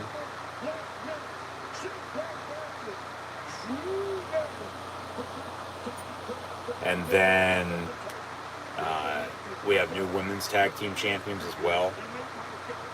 Of course, Dominic Mysterio, Dominic Guerrero, if you will, because he looks a lot like Eddie. He honestly does. He's not his real life son, but it's just funny because they have that storyline and now he's starting to look a lot like him. He had a promo, and then him and his dad talked backstage. He's going to be taking on Edge tonight after he turned on the family. And then just that, of course, Gargano's match and his win. So, yeah, that's Monday Night Raw in a nutshell to this point. But here at halftime, Monday Night Football, the Seahawks lead the Broncos 17-13. Russell Wilson in his return is 10 of 15 for 206 yards passing and a touchdown. He also has a carry for 2 yards. But Javonte Williams leads the way for Denver on the ground. 5 carries, 41 yards. Melvin Gordon, 3 of 18. And then Jerry Jeudy leads Denver in receiving, has a catch for 67 yards and a touchdown. Beck, 2 of 52. Javonte Williams also has 3 catches, 32 yards. Sutton has a catch for 30 yards. Hamler was intended on a pass. He caught it, but it was out of bounds, so it was incomplete. Albert Okay Wooga Boomba. He has 2 catches, 19 yards. I know I'm butchering that last name, so oh well. Geno Smith near perfect. He was perfect at one point in time. He was 17 of 17. Now he's 17 of 18. 156 yards. 164 yards for 2 touchdowns. Rashard Penny has 8 carries, 53 yards. So Denver has a, two-headed monster in the backfield, whereas Penny's just the lone back for Seattle. He has 2 catches, 7 yards out of the backfield as well. But, I mean, honestly, Geno's playing good. Russ ain't playing that bad. 200 yards in the first half is 200 yards in the first half.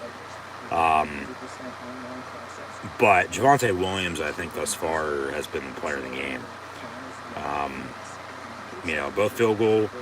Both kickers have field goals, But, Seattle does have 2 touchdowns, 2 passing touchdowns, 2 different tight ends, and Disley and Parkinson, who have 2 catches and north of 40 yards apiece. And then Goodwin, he has 2 catches, 22 yards. Metcalf, 5 of 20. Lockett, only 1 catch for 17 yards. So, Noah Fant, 2 of 14. Who steps up, honestly, for these teams in this second half? And penalties, talked about special teams earlier, could still be the difference, I think. With penalties and no turnovers yet. We'll see how much that comes into play. But, no, we got a good one at halftime on Monday Night Football. Both teams are pretty balanced.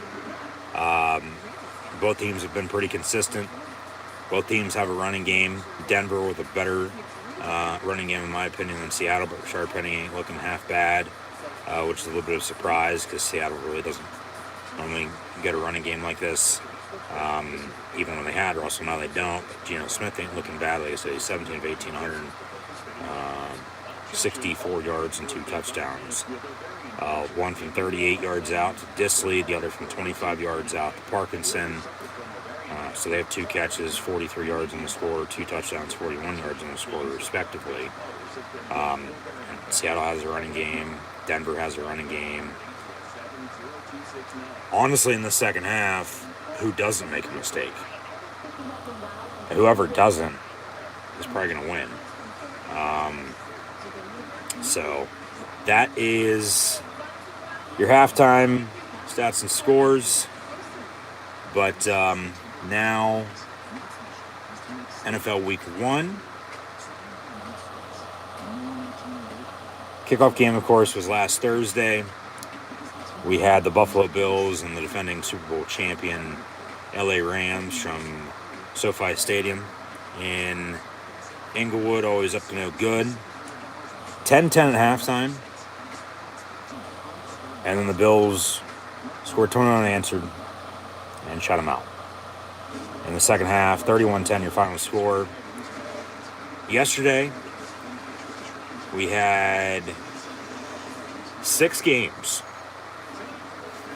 that were decided by 3 points or less, which is the most in a Week 1 slate of games in the Super Bowl era. We had 3 games end on game-winning field goals. 2 games go to overtime, and 1 game ended in a tie. That tie game was the Colts and Texans at 20. The overtime game was the Steelers defeating the Bengals 23-20 in overtime. Injuries. TJ Watt looks like he tore his pec. He is going to get a second and third option, though, tomorrow to see if he doesn't need surgery, because if he gets surgery, he's going to be done for the year. If he doesn't get surgery, it should be about a month and a half to 2. So anywhere from 4, 6, 8 weeks. Other injuries, also with Steelers, Najee Harris rolled his ankle. He should be good to go on Sunday against the Patriots. Mac Jones, their starting quarterback, with a back injury. All tests negative, so he should be all right, but we'll see how much pressure the Steelers bring on him, just like they did yesterday on Joe Burrow, forcing 5 turnovers and then finding a way to win in overtime. 53-yard game-winning field goal from Boswell, 23-20, defeating the defending AFC champion Cincinnati Bengals. The Saints won 27-26 at Atlanta. The Bears and 49ers played in a monsoon in Chicago, 19-10. The Bears with the win. Philly almost blew it at Detroit as the Lions came back and made it a game. However, Philly hung on to win 38-35. Miami and their wheelbarrow, they defeated New England 20-7.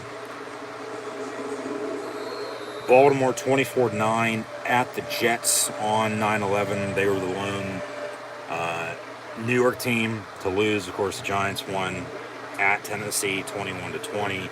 However, also Washington and Pittsburgh won. Of course, the other cities closest to the 9/11 attacks 21 years ago, yesterday and today, we will never forget. Washington with the win 20-22 over Jacksonville. Baker Mayfield did not fuck up his old team, and Cleveland as the Browns won by 2, 26-24 on a game-winning field goal. Vikings beat the Pack 23-7. The Chiefs 44-21 at Arizona. Then the Chargers 24-19 win at home over the Raiders. And Sunday football last night was a 19-3 victory for the Tampa Bay Buccaneers as Tom Brady became the oldest NFL quarterback in history ever to start a game at 45 years old. Dak Prescott injured late in the fourth. I said at the time, at least on defense, why the hell, were their starters still in? So you could say the same thing for him. Why the hell is he still in the game when, it wasn't out of reach, because that drive, if they would have driven, scored, down the 16 that they were, scored 2 touchdowns with 2 two-point conversions, you tied up a 19th whole new ball game. So that's why he was still in, even though, honestly, the game was over anyway. He probably shouldn't have been in. But you look at it that way, the Cowboys' season is done in the end anyway. He's going to be out at least 6 to 8 weeks. Jerry Jones said a while after the game last night. But in the meantime, Dak got surgery today. It's a thumb injury. He basically fractured his thumb on his throwing hand, and he can't throw a football, let alone grip it. That's why he came out, and Cooper Rush then entered. So we'll see who they, have a quarterback moving forward, whether it's going to be Cooper Rush, who, honestly didn't look bad in relief last night. Started for Dak on Halloween in Minnesota on Sunday night last year. They also have Ben DiDucci, who played at Pitt, and James Madison, who they had, but then cut at the end of camp. We'll see about practice squad, if they'll elevate him or sign somebody from elsewhere or trade for somebody. I said last night, jokingly as a Steelers fan, Mason Rudolph, the Jimmy G rumors today, no doubt about it. He has no trade clause, though. He'd have to waive that to go to Dallas. But if I'm San Francisco, you brought him back even though you wanted to get rid of him. He's an insurance policy for Trey Lance. And if Lance ain't, going to live the hype here early on again, at least you have Jimmy G, who has taken you to the Super Bowl and also to the NFC title game 2 out of the last 3 years. And that year in between, 2 years ago in 2020, was when you had a ton of injuries and your season was over, before it even began. So if I'm San Francisco, I'm keeping Jimmy G. I'm not getting rid of him. Of course, people are going to say Colin Kaepernick. Folks, he has not played in how fucking long at this point, okay? And even when he was playing late, for the 49ers then, he wasn't that good, After Harbaugh went back to Michigan, because the 49ers ran him out of town and, had Chip Kelly and then, now Kyle Shanahan, of course, getting back to old school basic, fundamentally sound football, Denver Bronco football for you, if you will. Block, run the ball, play good defense, play action. Mike Shanahan, Kyle Shanahan type of offense. And Jimmy G's, along with Trey Lance, perfect quarterback for that system. So like I said, San Francisco, you keep Jimmy G. Unless Dallas offers you, something major, say like a first-round pick, which I doubt they would. Of course, Garoppolo would still have to waive his no-trade clause. But then, well, he could still start in San Fran this year. And it seems like they have a better team than the Cowboys do, let alone the 49ers beat the Cowboys in the playoffs last year as well, I might add. He could still start for them. He could definitely start. He would start for the Cowboys right now because of Dak's injury. But even with Dak or without Dak, the Cowboys last night, they couldn't run the ball. They got a lot of problems. So Cam Newton's the other quarterback that I could think of in the past 24 hours. That would make sense. Longtime Panther. After Brady went to Tampa, one-year deal up in New England. And then Carolina brought him back last year. He's nowhere right now. So, yeah, Cam Newton could be a possibility. But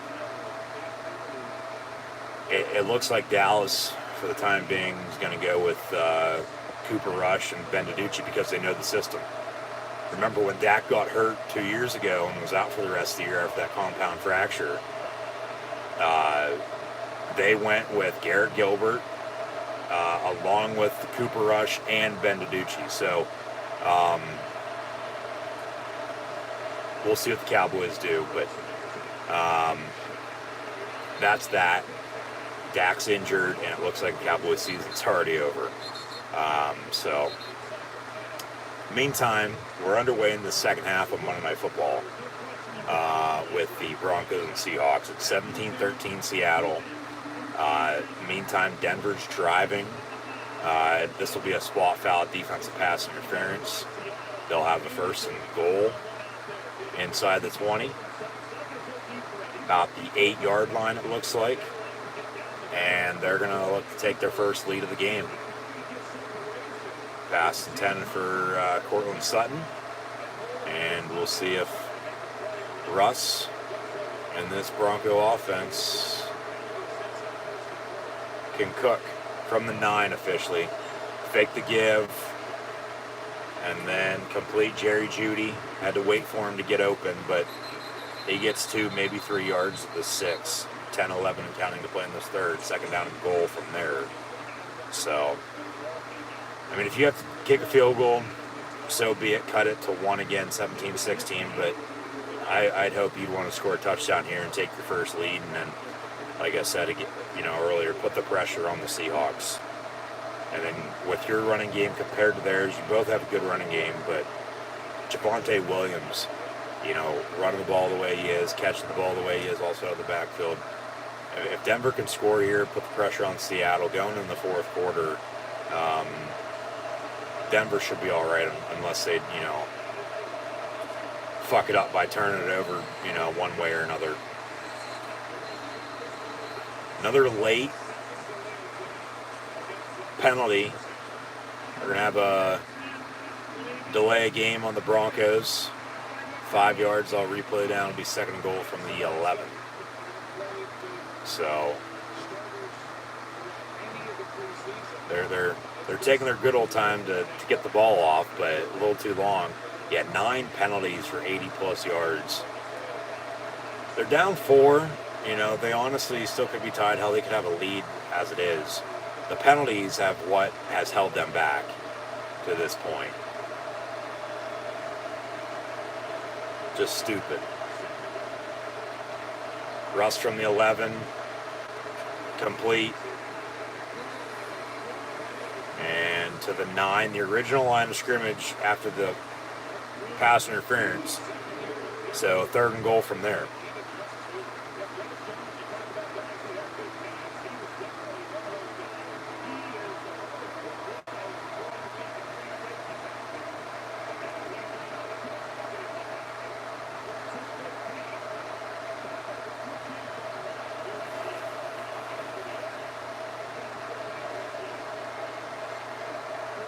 Over 3, the 12th man over number 3.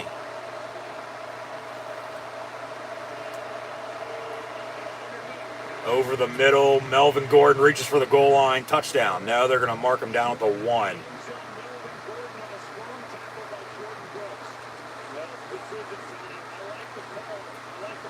You got to go for this. We'll see if he was down or not.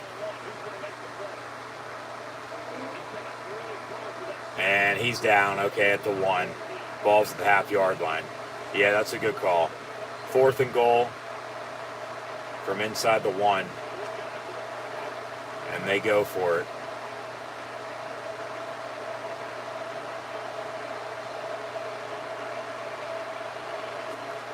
Handoff. Melvin Gordon. He didn't get in. Fumble, but he was that... The ground can't cause a fumble. They'll say he's down. Maybe they do say fumble, Sadler recovers, and then a return to 20. You have to look at this. Denver could potentially challenge, but I don't think he got in to begin with. Got an injured Seahawks defender as well, I might add.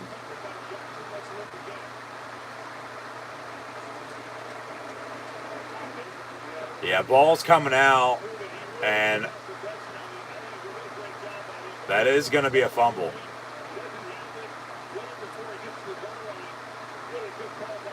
And then Seattle recovers. We'll see where they spot it at. Should be around the 20. Yeah, so a turnover on downs and Seattle getting it back.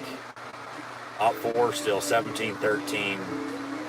Under 10 to play in the 3rd quarter. So Denver drives the length of the field to begin the second half. And on 4th and goal from inside the 1, they turn it over. That has to be tough. So, yeah, man, that sucks for them. Defense going to have to make some more plays for him. Stop Geno Smith. Stop Rashard Penny.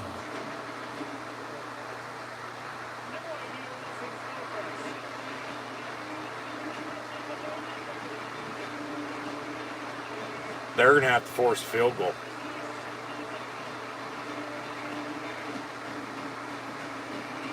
They're going to have to force a field goal if they want to stay in this game here.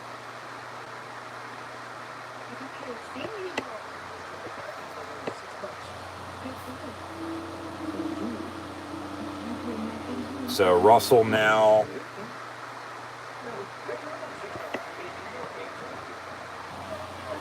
(16 to 21, 2:45 in the touchdown. Williams 5 of 41 on the ground. Gordon 6 of 37. Jerry Jeudy has 2 catches, 70 yards in the score. Cortland Sutton 3 catches, 55 yards. Beck 2 of 55. Williams 4 of 33. Okay, Wooga Boomba 2 of 19. Gordon has 2 catches, 14 yards, and Boone 1 of 2. Seattle, what they had at halftime because they haven't had the ball the second half yet. Geno Smith 17 of 18, 164 yards and 2 scores. Rashard Penny 8 of 53, and then Parkinson and Disley have the touchdowns. And they're actually looking at this right now. An official review. A ruling on the field is in fact a fumble, so they have to find undisputed evidence to return this. Will they have it? It looks like they will because the ball is coming out and it'll be a fumble and recovered by Seattle. Or they spotting the ball, that's the question. Yeah. Stands is called, fumble, Seattle football, or they have to go 1st and 10.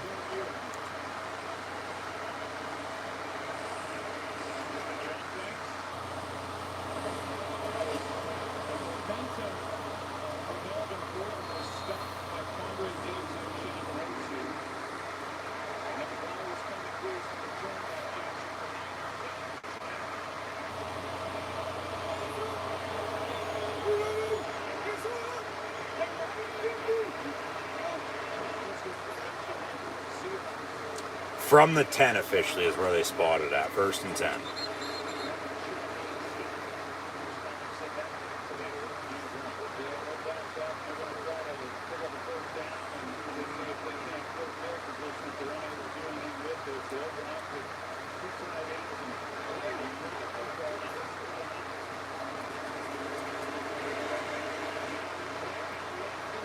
Geno Smith throws it away, incomplete. So just like that, 3rd down. 3rd down and 9 from the 11. Yeah, they've been getting pressure on them. They just haven't been able to take them down on a sack. Just right then, again, too. Yeah, that's the sack of the end zone. That's a safety. That's 17-15. They get the ball back. Field goal takes the lead.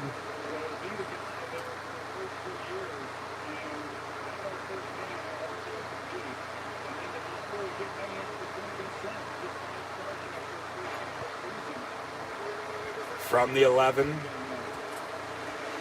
Geno pass incomplete. Penalty flag comes flying in from behind. They'll get Denver on a defensive pass interference. Yep.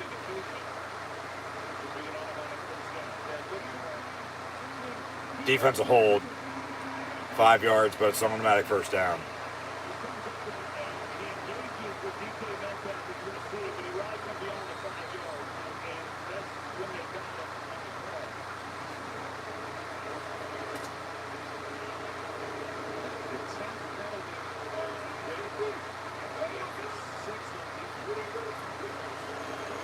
From the 11, Geno Smith, pass incomplete. 10 from Metcalf. They want another penalty, but they ain't getting that one. Now they will. There's a penalty right then and there. In the meantime, Bailey coming out to challenge Bianca Belair.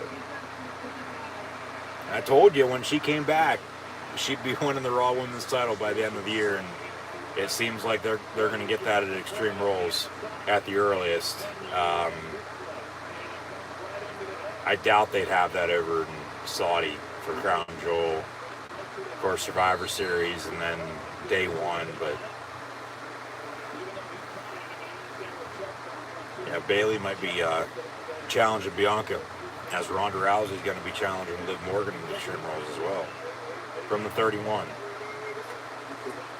Out of the pistol, handoff, Penny, nowhere to go.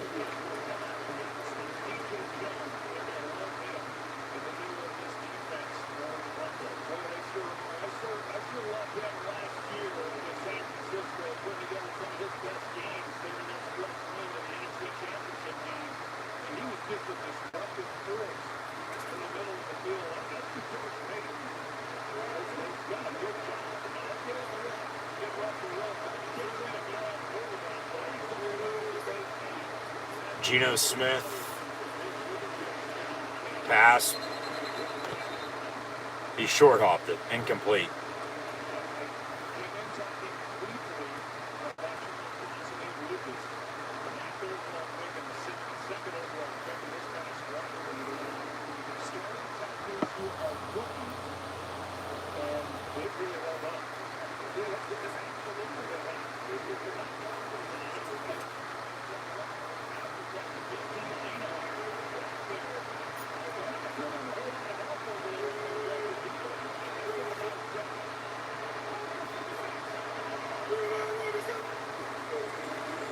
From the 31, Geno's pass, high but caught at the 45.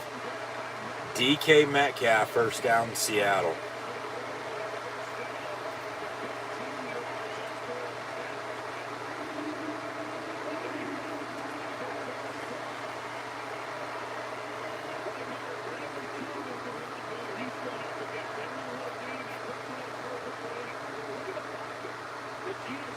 Yeah, he's had all night to throw.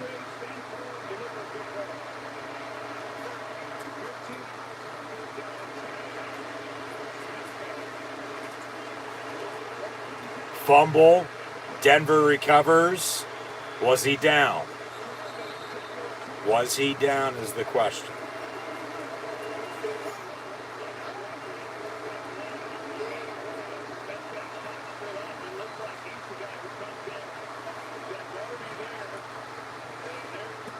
He's down. That elbow's down before the ball came out. He's down. Actually, well, yeah, his elbow's down before they stripped it. If I'm Seattle, I'm challenging that. That'll get overturned. Knee was never down, but his elbow is down. Elbow's down before the ball popped loose. And, yeah, if I'm Seattle, I'm challenging that. I want the ball back. So, first turnover. Denver recovers. They return it for about 15 yards or so. And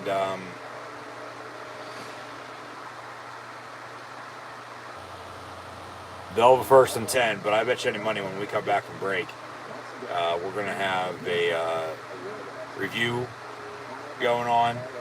Seattle's going to challenge. His elbow was down before that ball popped out. And this will get overturned, and it'll be Seahawks football. And if not, they're stupid. And then, even if they do, but then it stands as called, it's the wrong call. Because he's down. He is down before that ball came loose, before they stripped it from him. And then recovered and then returned it for a little bit. So, yeah, if I'm Seattle, I'm going to challenge. I am. Should be 1st and 10 Denver, but it's going to be 2nd down and, or maybe 1st and 10 again for Seattle, but I don't think Metcalf got the 1st down on that last play, like the play before. It'll be 2nd and, I'd say, medium 4 or 5. So, in the meantime, still in a commercial break here, so we'll get back to the action momentarily. Just once again, thanks for tuning in and listening. Be sure to like, follow, and subscribe to social media links in the description below. The thumbs up button, share, chat questions, comments, super chat, super stickers, always greatly appreciated as well. And what do we got? They're showing us the sunset. As well, yeah, out in Seattle, they're 3 hours behind the East Coast, and the sun is just now setting. No challenge, no review. 1st and 10, Denver from the 32-yard line. So, how do they capitalize off the turnover? They'll go deep on the first play, and it's going to be incomplete. They want a penalty, ain't going to get it. 10 for Cortland Sutton.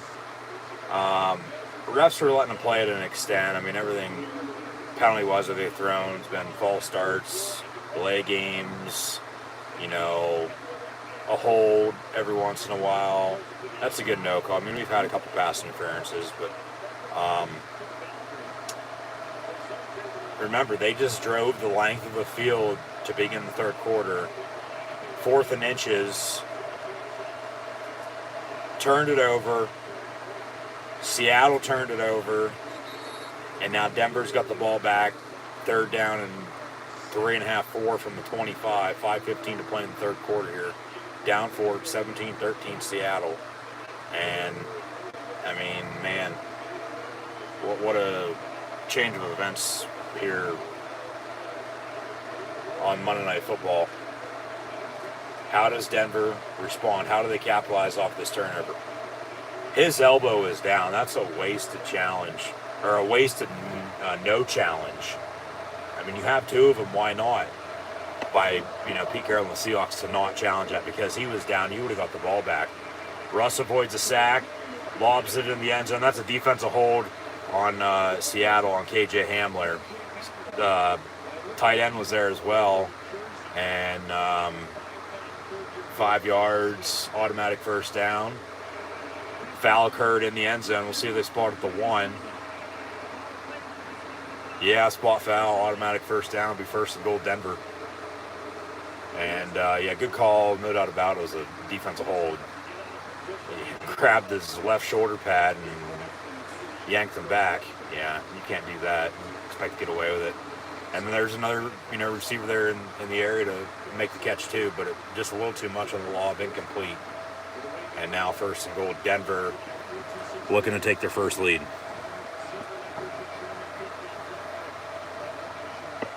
From the 4 officially. Handoff, Melvin Gordon, nowhere to go. Second and goal.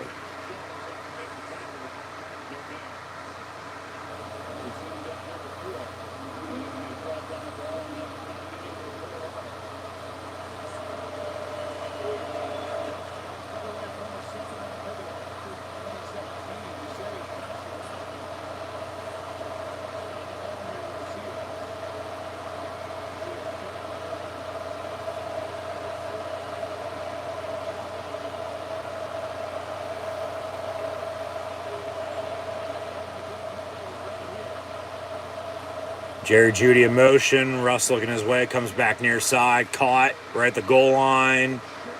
But they're going to mark him down at the half-yard line. And that was OK Wooga Boomba again on the reception. As Monday Night Raw is experiencing some technical difficulties. Yeah, that's a catch. Yeah, he's down at the half-yard line. The third and goal. Third and goal from the half-yard line. Yeah, technical difficulties. Please stand by for WWE Monday Night Raw on USA Network. What the hell is going on? Javonte Williams fumbles and Seattle recovers it in the end zone. You gotta be kidding me. That's twice now on back-to-back drives. What did I say about turnovers? Special teams and turnovers come this second half could be the difference. That's twice on back-to-back drives. The Broncos have fumbled inside the 1-yard line on goal to go. And they can't even capitalize off of Seattle's turnover on their last drive. So we've had 3 straight turnovers to begin this third quarter, and we're still tied, or excuse me, we're still in a 17-13 ball game. Wow. Wow. Turnovers kill you, man.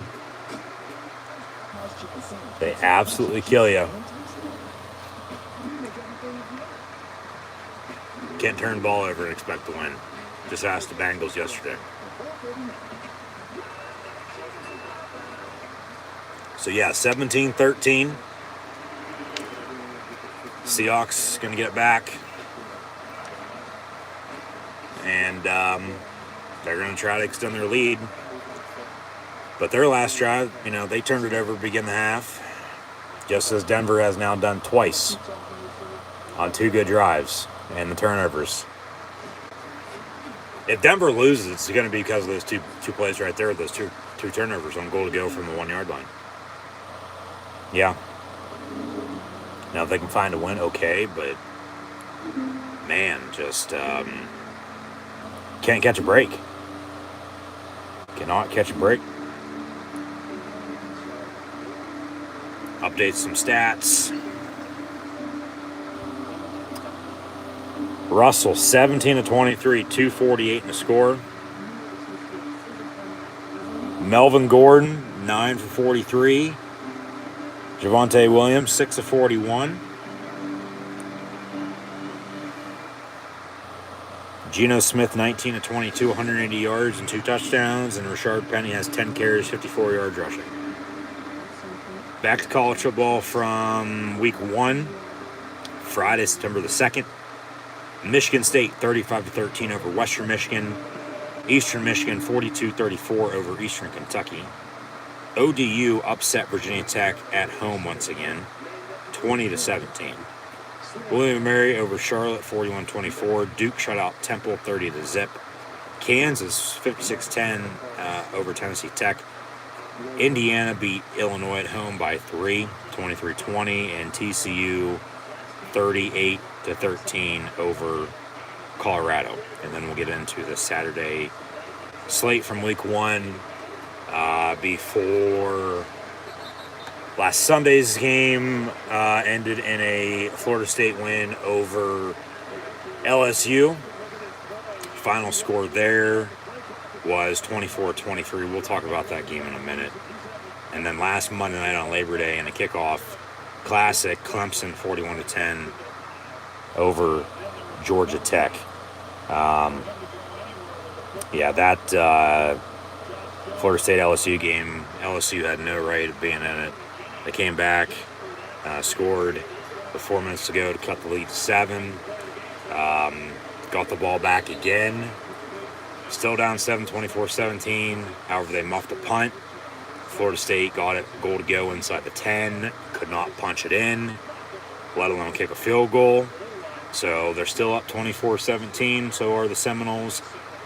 LSU had to drive 99 yards, which they did. As time expired, I might add. Extra point away from a tie game to force overtime. And the extra point's no good. Florida State wins 24-23.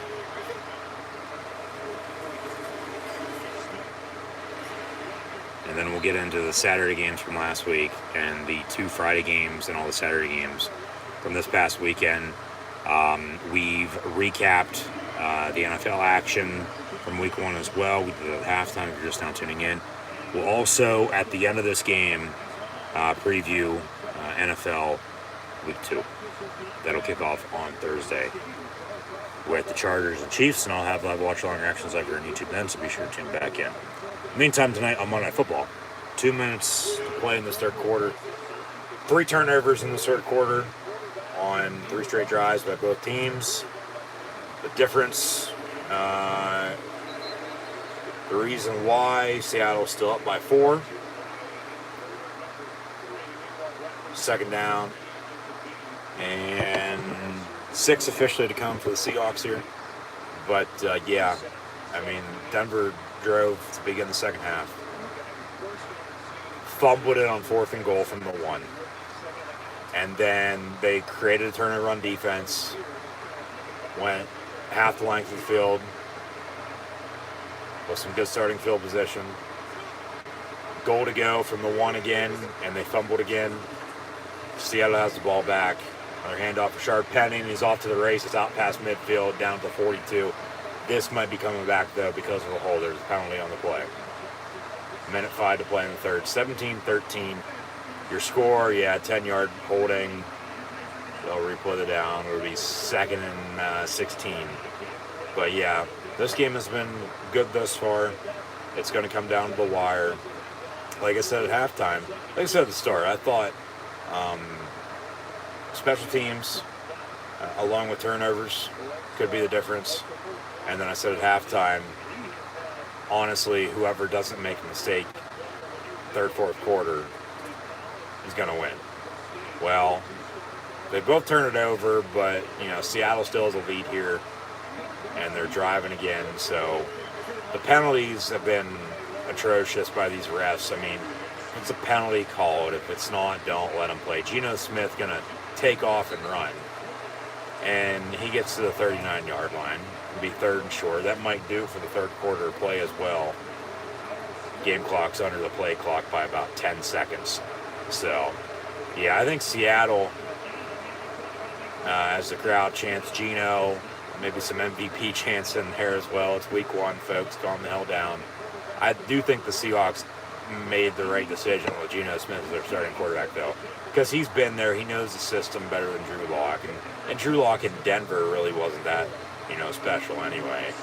And Russell hasn't played bad tonight. I mean, hell, he almost has 300 yards passing, but 2 fumbles at the 1 to begin the second half.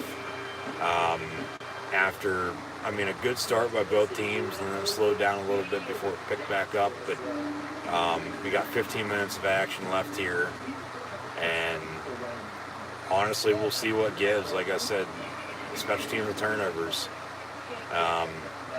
Honestly, who doesn't make any mistakes is probably going to win this game at this point. But like I said, too, Seattle, Denver's going to have to force them to a field goal here if they want to, stick with it and at least have a chance. Because you get down 9, 24-13, you give up the touchdown here. Going into the fourth quarter now, I mean, yeah, 2 fumbles at the goal line, just can't catch a break. Honestly, you could be up 2 scores right now. You could be up 27-14. You have 2 touchdowns in the third quarter. And then the pressure's on Seattle that I've talked about tonight. But they haven't been able to punch it in. Like I said, Denver just, they're there, but they can't get over that hump. They can't seem to find a way to win this game right now. But we still have 15 minutes of action left, so what gives, I don't know. I'm sure there's always something we'll see what officially does, but yeah, good game, gonna come down the wire, it feels like. Maybe off of a turnover, because, we've seen those now. So yeah, Denver's D gonna have to make a stop, force field goal. If they get a touchdown, I mean, it took Denver this long to get going. To back-to-back drives, get to the 1 yard line before they fumble. 2 touchdowns basically, but no points. Yeah. I honestly don't know what the hell is going to happen here. So we'll see what does. Yeah, 17-13 your score at the end of 3 as we begin the fourth. It looks like we're going to have Bobby Lashley and Seth Rollins in the United States Championship picture. And they're going to continue to propel the mid-card titles. And rightfully so, as they should. But Raw more so than not, because Roman Reigns is your undisputed champion on SmackDown. But then, leave of absence again. Yeah. We'll see what they do. We've got about a half hour left here tonight. NXT's 1 year anniversary tomorrow for the 2.0. SmackDown on Friday, and in the weeks to come, they'll continue to build towards Extreme Rules.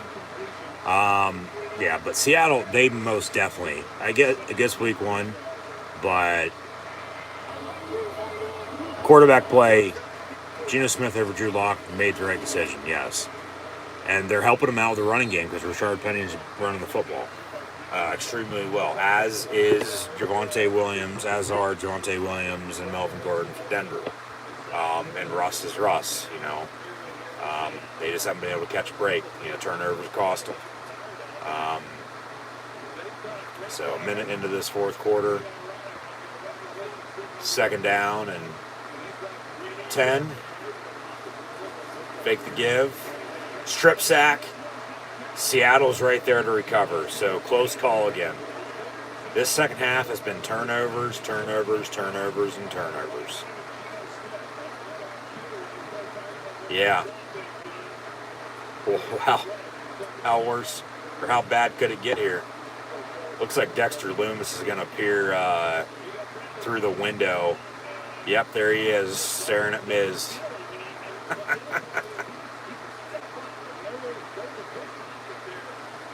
But he'll probably look, and he might not be standing there, and then he'll turn around and he'll be at the other window. Or maybe he'll still be there. He's going to scare the kids. No, he's not standing there anymore.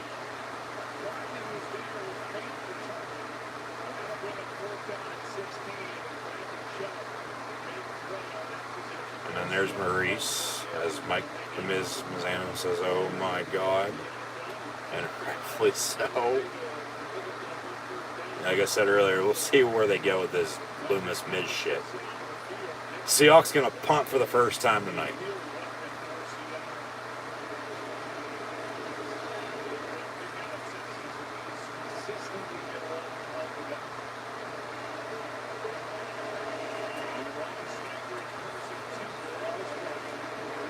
And it'll be fielded by Denver at the 17.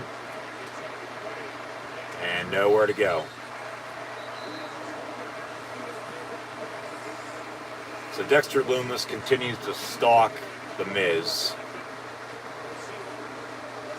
Hey, there he is, standing in the other window.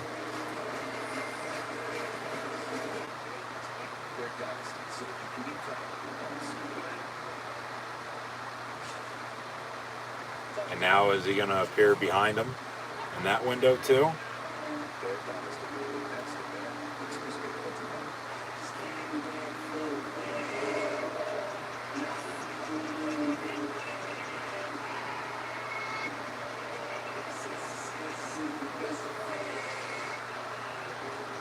And Miz is the perfect guy for Dexter Loomis right now, too. They're making this work so good. They are.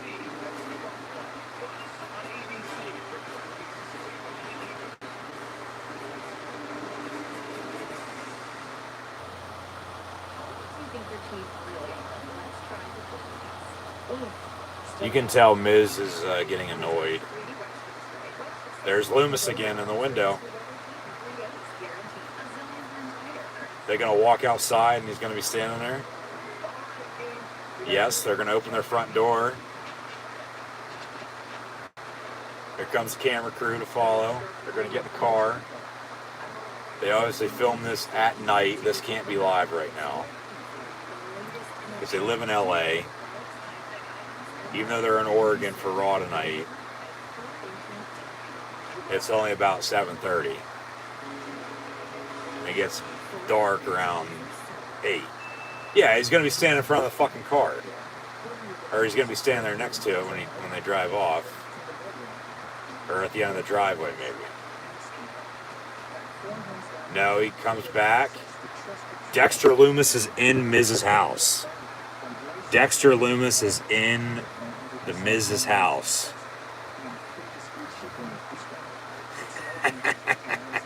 And he's drawing his comics again. He's drawing his pictures.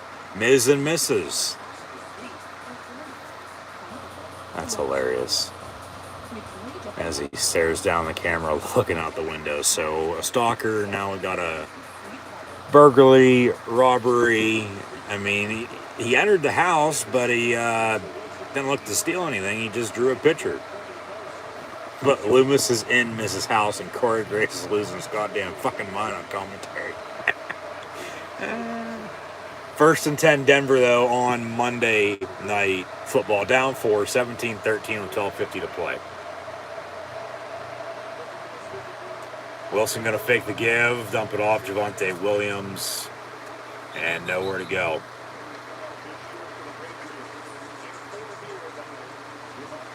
Officially a gain of 4, but what I meant to say was nowhere to go after he caught it.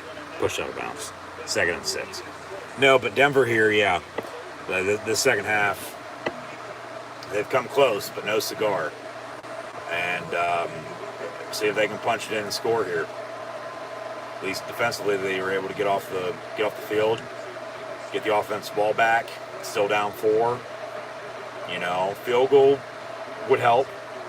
You know, you're down 1, and then you get the ball back, get field range again after you hold them on D. Hopefully, game-winning field goal. Then, 18-17 would win it. You'd like a touchdown though right now. You'd want to put the pressure on them up 3. Field goal then for Seattle would tie it force overtime. So we'll see how this shakes out once again. But another run by Williams.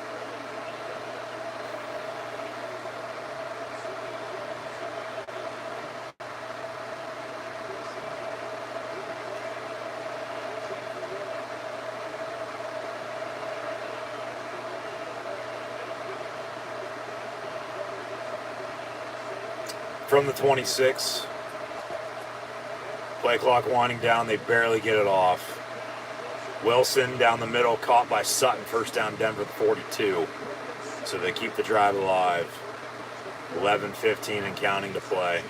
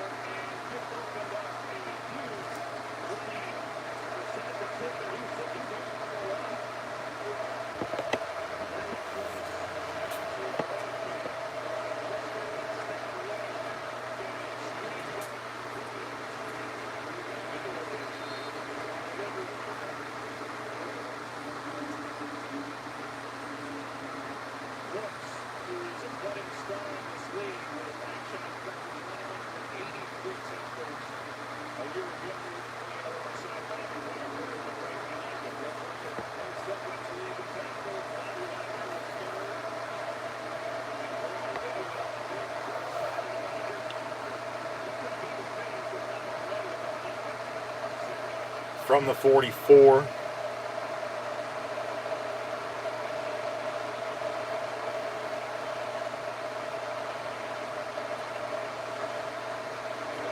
Slant caught by Judy. Jerry Judy gets inside the 40 down to the 38.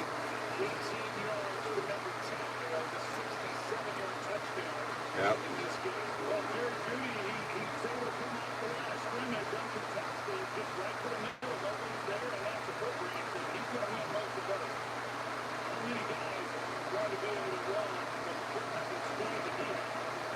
Next week on Raw, we're getting Bobby Lashley and Seth Rollins in a United States Championship match. Rollins could win, I highly doubt it, because Riddle will probably get involved. You know, they'll continue that feud, it seems like. But if he would win, well, then they have Rollins and Riddle for the U.S. title, and then Lashley does whatever. Melvin Gordon on the give, under 10 to play. Second down and short here.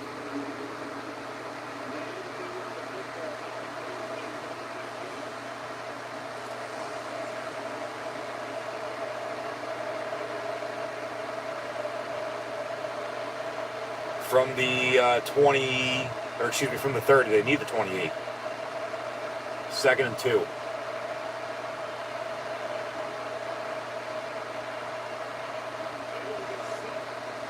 Russ, deep ball in the end zone, near side incomplete. 10 for Jerry Judy. Third down.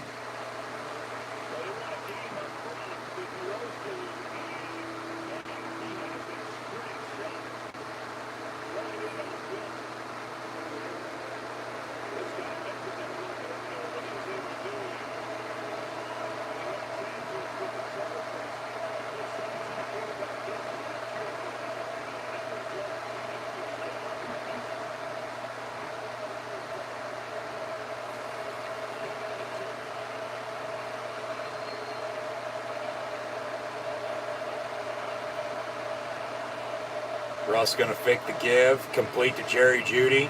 First down, inside the 20, pushed out of bounds to the 15. First and 10. Let me guess, also next week on Raw, we're going to get Kevin Owens and Austin Theory in a singles match because they're showing the replay from earlier.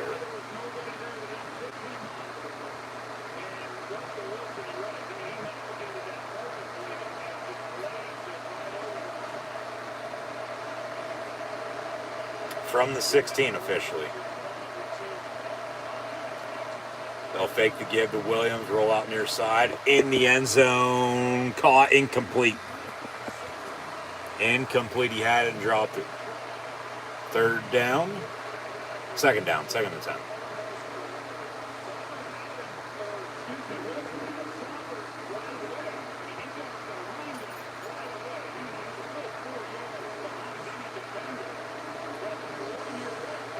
Yeah, he had it, and then as he was coming down, the ball hit the ground, incomplete.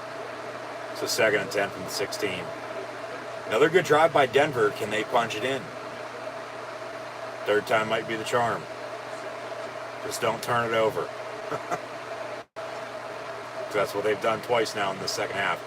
From the 1 yard line on goal to go, I might add. Javonte Williams on a screen, out of bounds at the 9. Be third and short. Russell now over 300 yards passing on the night.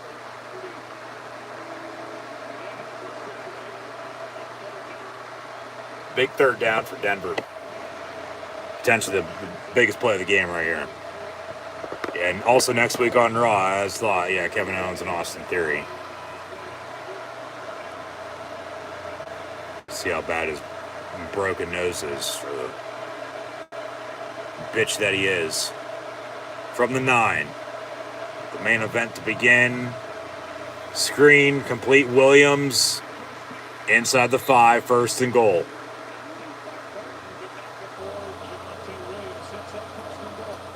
Denver's right there. Can they get over the hump? Can they punch it in? Yeah, just a simple screen. They ran everybody in the end zone, and he's wide open on the screen. Good play call.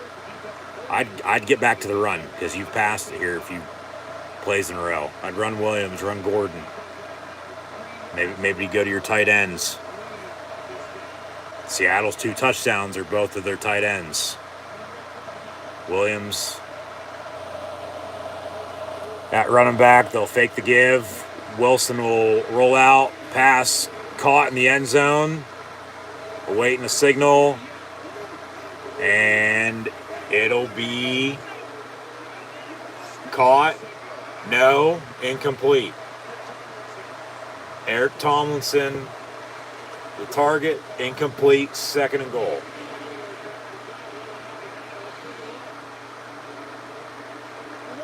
One, right on the line. Yeah, that's right. I'd challenge that. I think that might be a touchdown. But you got second and goal from inside the 5. You got 3 more plays to punch it in for a touchdown.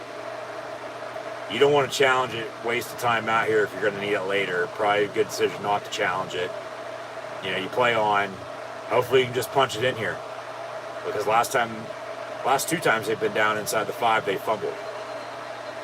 They will challenge. We got a late whistle, shuffle pass over the middle. It's caught. They get in the end zone, touchdown. We got a penalty on the play though. Prior to the snap, got a false start. So they just continue to shoot themselves in the foot.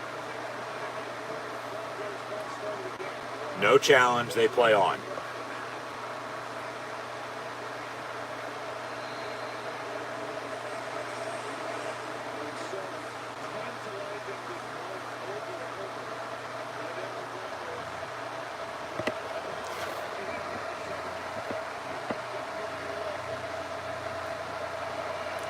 Second and goal.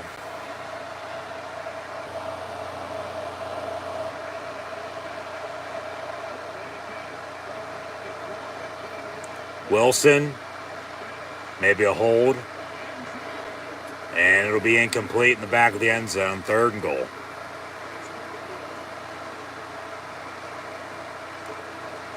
They're right there. They can't punch it in though.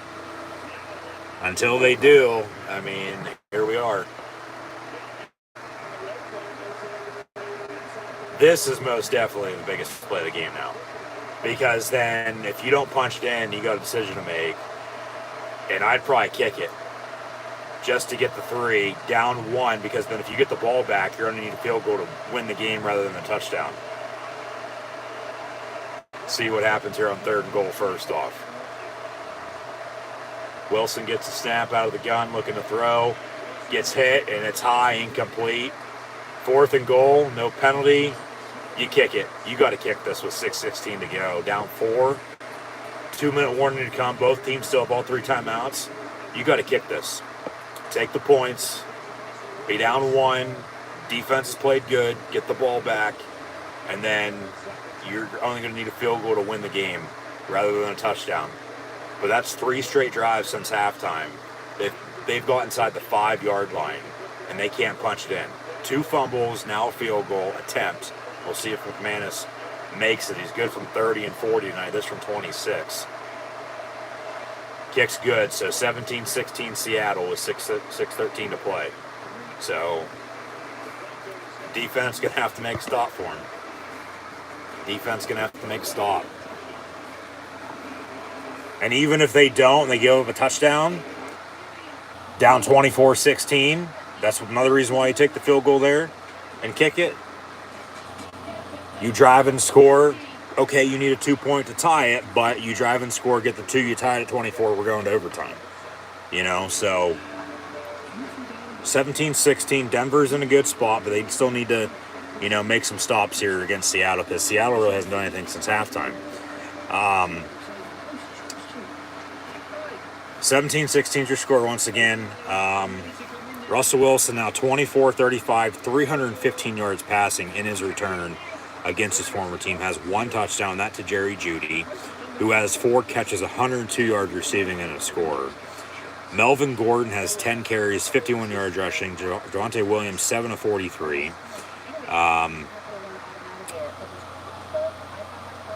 Williams has 8 catches, 51 yards receiving. Gordon has 2 catches, 14 yards receiving. So these running backs are getting a lot of touches tonight. So technically all-purpose yards, Gordon would be 10 carries and 2 catches, so 12 for 65 total yards.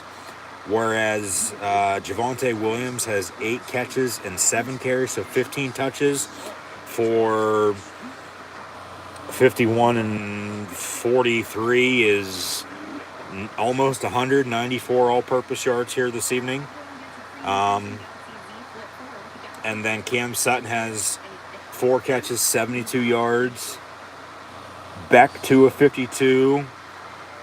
Okay, Wooga Boomba, 3 of 22. So that's Seattle for you, or Denver, excuse me. Russ Wilson now a Bronco, his former team, the Seahawks. Geno Smith, 21 of 26, 191 yards passing and 2 touchdowns. Rashard Penny, 12 of 60. But they have not done shit since halftime. 60-minute game. And they're going to have to, you know, hope to do something on this drive. Field goal to extend the lead to 4, but in the hope they don't give up a touchdown to Denver to win it. I mean, of course, you'd like to have a touchdown to put the pressure on them. To need a touchdown and a 2-point to tie it to force overtime at that point at 24 apiece. So big drive here by Seattle offensively, and a big drive by Denver here to stop them. So 17-16 your score, 6:13 to go. Both teams still have all 3 timeouts, 2-minute warning to come as well. And we'll get back to, when we get back to it, I don't know when, the way this game's coming down to the wire, recapping college football from the past 2 weekends, previewing next week, along with previewing the NFL for week 2. If we don't get to the rest of college football tonight, we will at least preview NFL week 2, and then on Thursday Night Football for Chargers and Chiefs, get caught up for college football then, and then talk more NFL football then as well. So, just once again, thank you for tuning in and listening. Be sure to like, follow, and subscribe on social media. Links in the description below. As always, I'm your host, Encyclopedia Sports, Cool Hand Luke 96. And let me know in the comments below how you think this Monday football game is going to shake out. Seattle up 1, 17-16, 6:08 to play, 1st and 10 from 30. Geno Smith fakes the give, rolls out near side, pass caught by Disley, 3-yard completion. 2nd and 7 from 33, left to right across your television screen, radio and audio dial.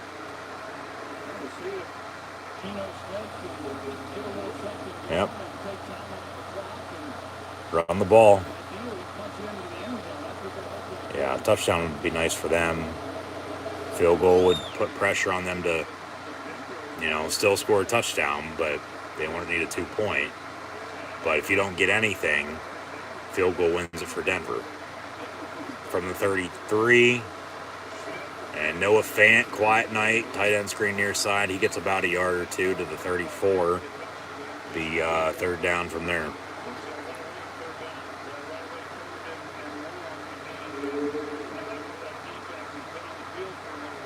About 6. Yeah. 5:11 and counting to play. Big third down here.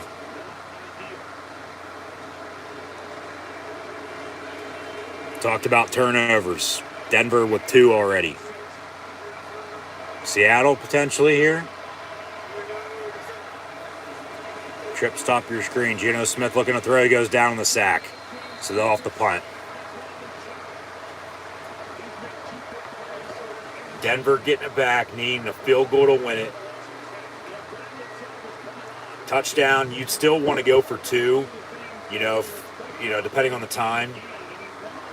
Because then Seattle would have to drive and score a touchdown to tie it up to 24 to force overtime. Back and forth here with scenarios. Big ifs, no doubt about it, but just looking ahead. 3 timeouts and the 2-minute warning with 4 minutes to play for Denver, needing a field goal to win it. And their last 3 drives, they've all gotten down inside the 5-yard line. So don't tell me they can't score a touchdown, even though technically they haven't because of the 2 fumbles at the 1. And then their last drive, they had to kick a field goal. Do we have a fight going on the field right now? They're going to take a break, take us to commercial. But might have been a little scuffle there at the end of that punt. Yeah. All Denver needs with this amount of time, which is an eternity, 4 and change, 3 timeouts, 2-minute warning, needing a field goal to win it. Don't tell me they can't drive, because they can. They just can't get over that hump, punch it in. Russ is looking like Russ, and they have playmakers they've been getting the ball to all night. Talked about the total touches a little bit ago by the 2 backs, being able to run the ball and catch it out of the backfield for the all-purpose yards they have tonight. And then they finally started getting the ball to their receivers. It's got them back in the game. The turnovers, of course, have hurt.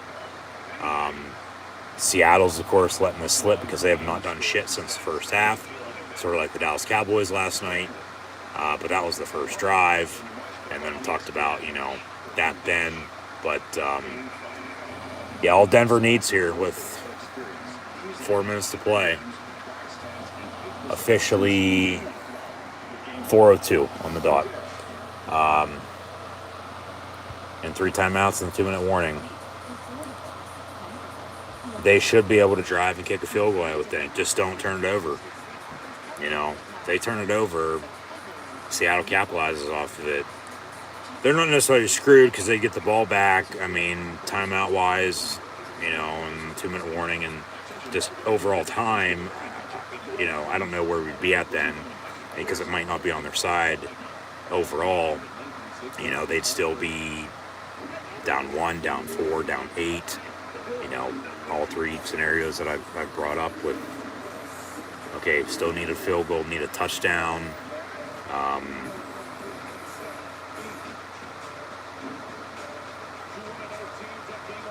Touchdown and a 2-point. We'll see what happens here, Leah. So let me know in the comments what you think the hell's going to happen. Yeah, you got doubleheader Monday Night Football next week. I'll have both games scheduled for next weekend.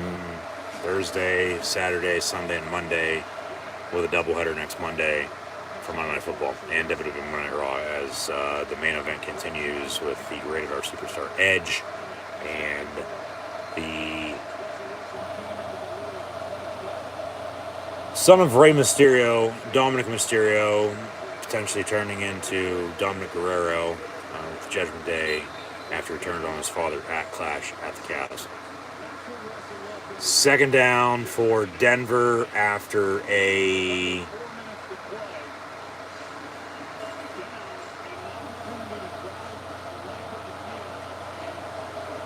five-yard pickup there. So 2nd and 5 officially.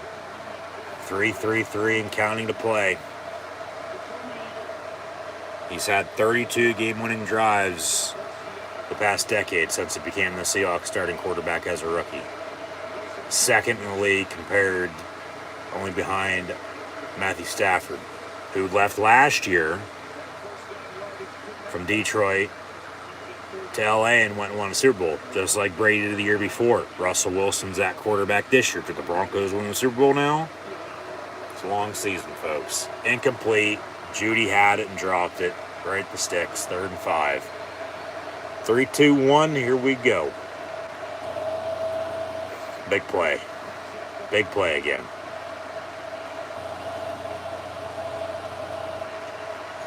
There's the decibel meter nearing 100.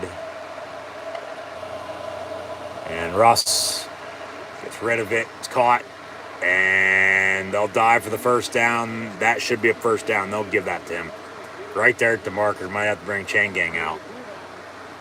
And that's right at the marker. They're going to measure. Yeah, good call. Measure it. That was caught by LT's long-lost cousin, Tomlinson, I do believe, 85. Or no, that was OK Wooga Boomba. And if it's 4th and inches, you got a decision to make from the 32. Because if you don't get it, that's in. He's short. That's an index card. Where's Gene Steratore at when you need him? Thank you, Troy Aikman. 1st and 10. They give it to him. Because like I said, 4th and inches, you got a decision to make. Go for it, or do you punt, call your timeouts, hope to get the ball back. Pete Carroll's going to challenge it, challenge a spot, and very rarely do you win a spot of the ball challenge. Because if they challenge it, which they are, you review it, they'll say the ball spotted at this spot just as it was. They'll have to re-fucking measure. They might get an index card. And it's either going to be 1st and 10 as it is, it's going to stand as called, or they're going to overturn it and it'll be 4th and inches. Of course, they have to find undisputable evidence to overturn it. We'll see if they have it. That's as close as it's going to get. You got to go back to the Cowboys and Raiders on Sunday Night Football for the index card challenge.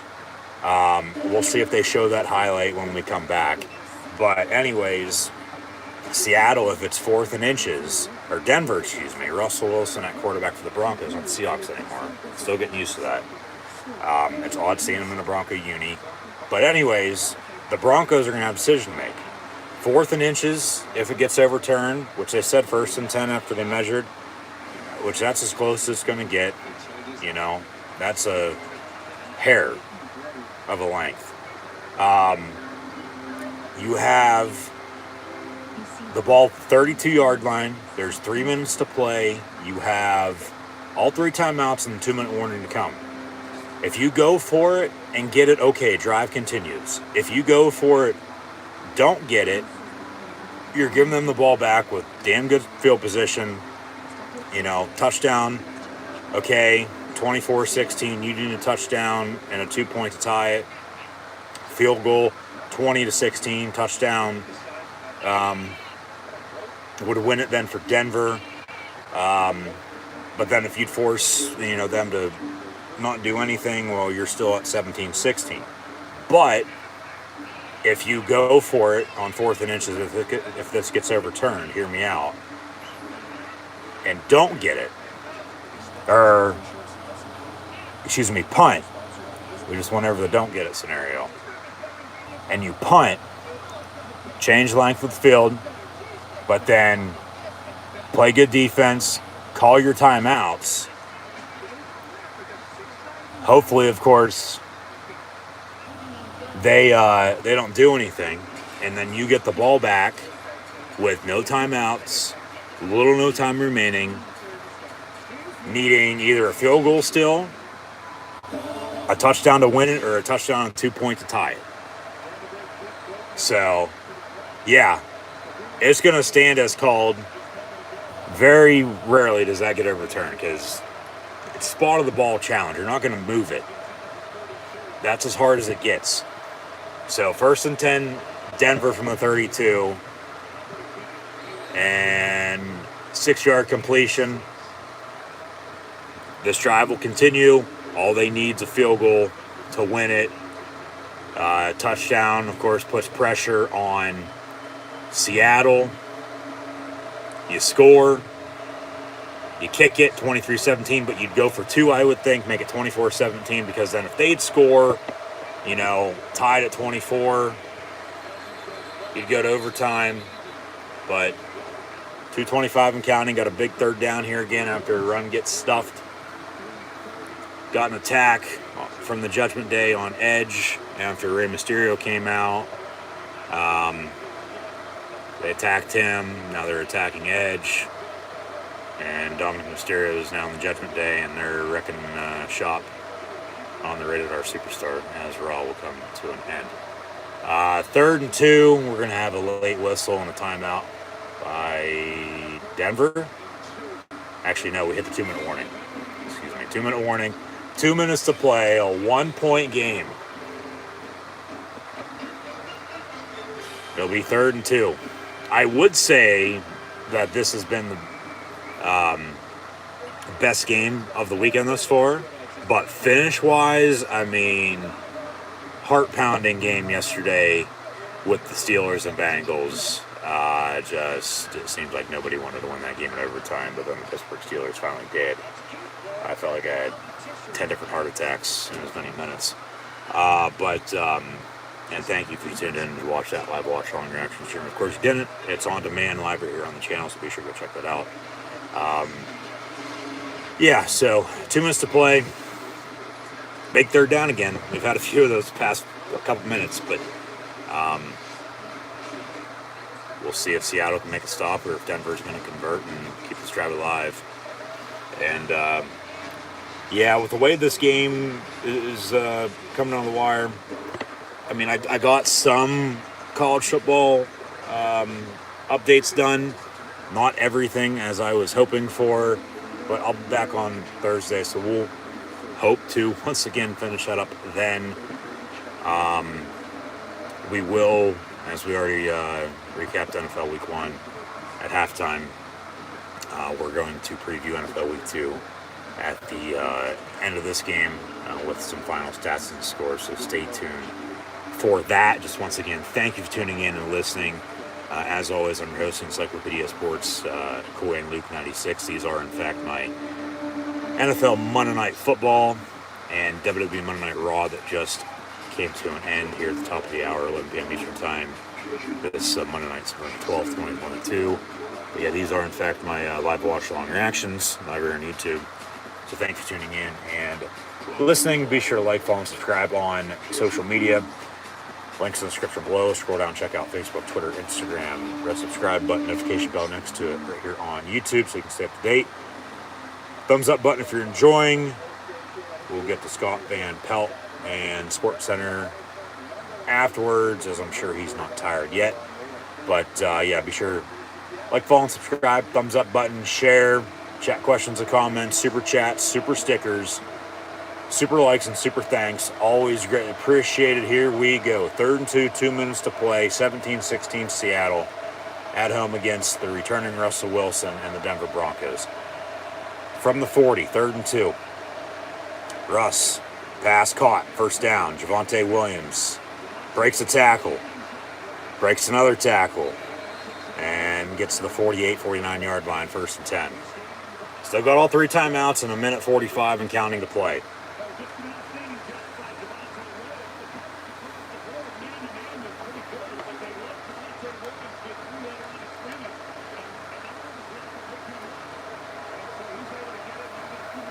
All they need is a field goal.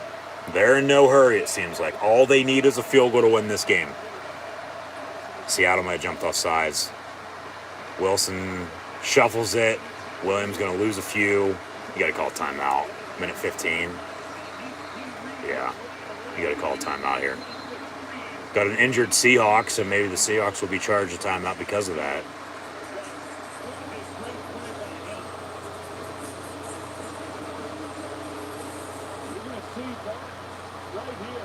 illustrator that he can't come up and make a play. He beats it right away and beats it. The blocker defeats it, and it's right there on Williams.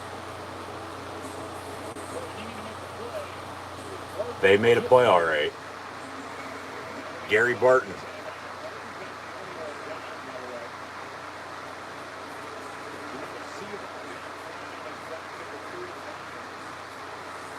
And now another injured Seahawks defender.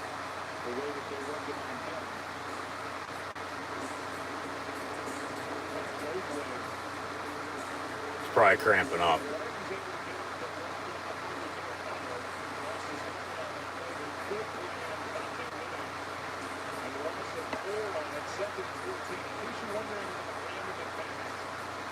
He has a leg on him. He's as good as Justin Tucker.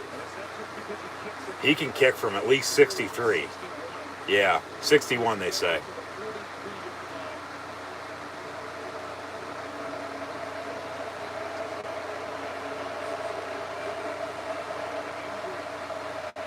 He gets the attention when the Broncos are good, but they've sucked since Peyton was there. You know, they have not been good since they won Super Bowl 50. Now Russell's the starting quarterback, so can they get over the hump tonight and punch it in to win this game or kick a game-winning field goal? 2nd and 14 after the timeout. Russell gonna tuck it and run. And a late whistle. They blow that dead halfway through the play. What the hell? Is that not gonna count? They're gonna have to reset the clock back to 113. Rolling on the field's incomplete. Oh. So 3rd and 14. Where did that ball hit the turf at? Let's see a replay. He did throw. And it came out of hands. Yeah, that did hit the ground. Okay, and then he picked it up and ran. Hey, as long as they don't notice. They did, though. 3rd and 14 from the 45. Like a 3rd and shorter than that to convert. Dump off near side Williams. And he's going to make a few moves. And he's still going down to the 46. They'll have a 4th and... They're going to have to go for this.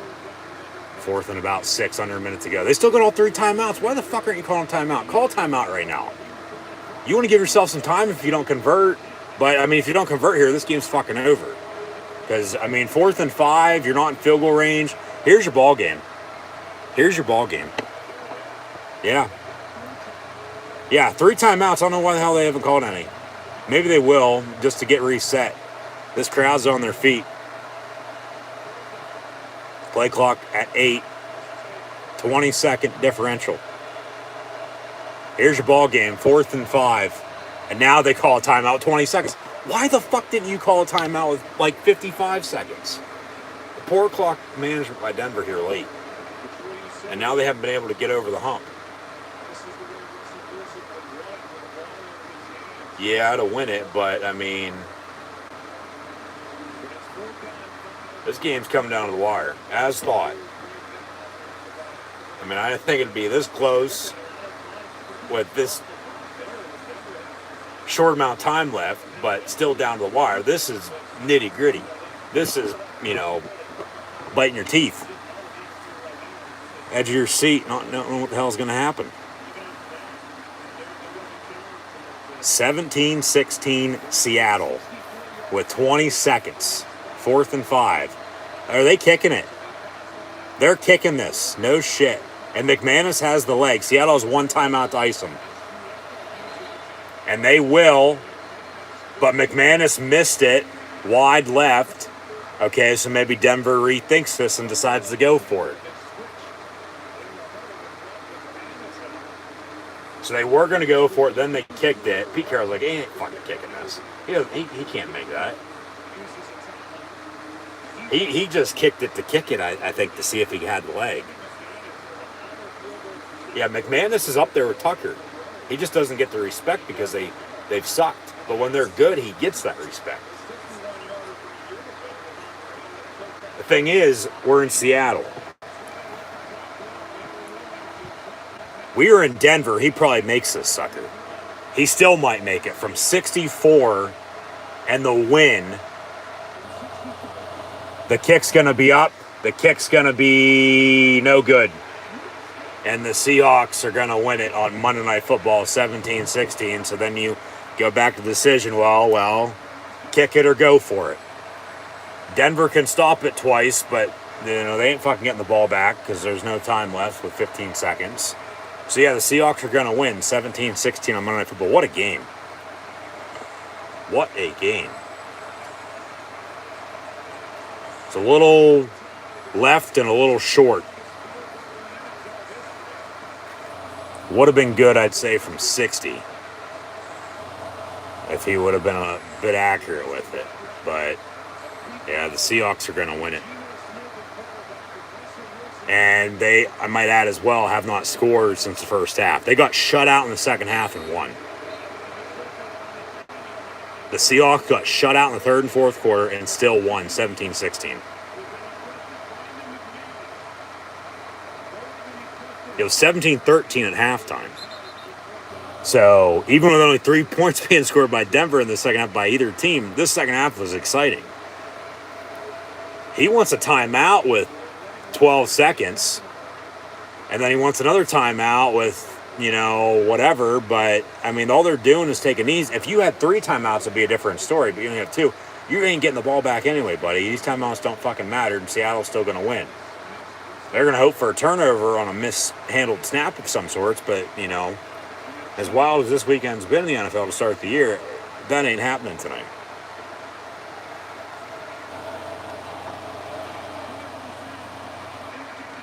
Prior to the snap, they take a timeout, so they'll have to reset to 15 seconds.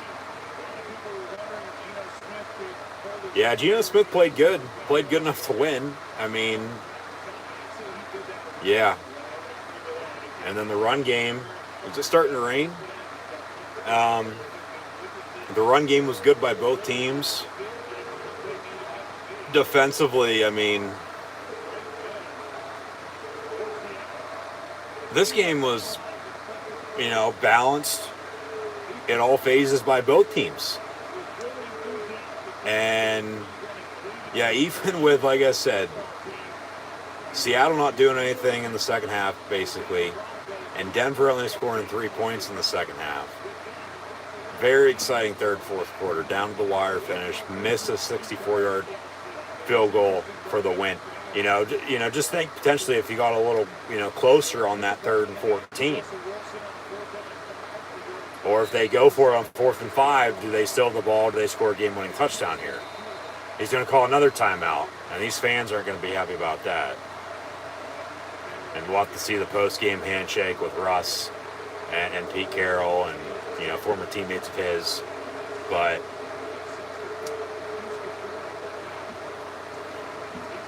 Favre went back to Green Bay. I can't remember if he won or lost.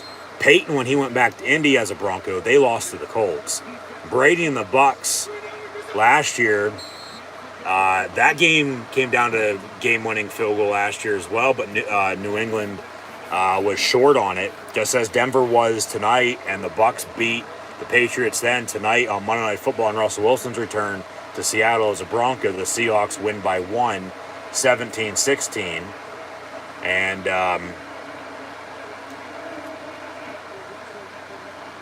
what a game. Just what a game. There's the handshake with Russ and Pete. Russ and Geno.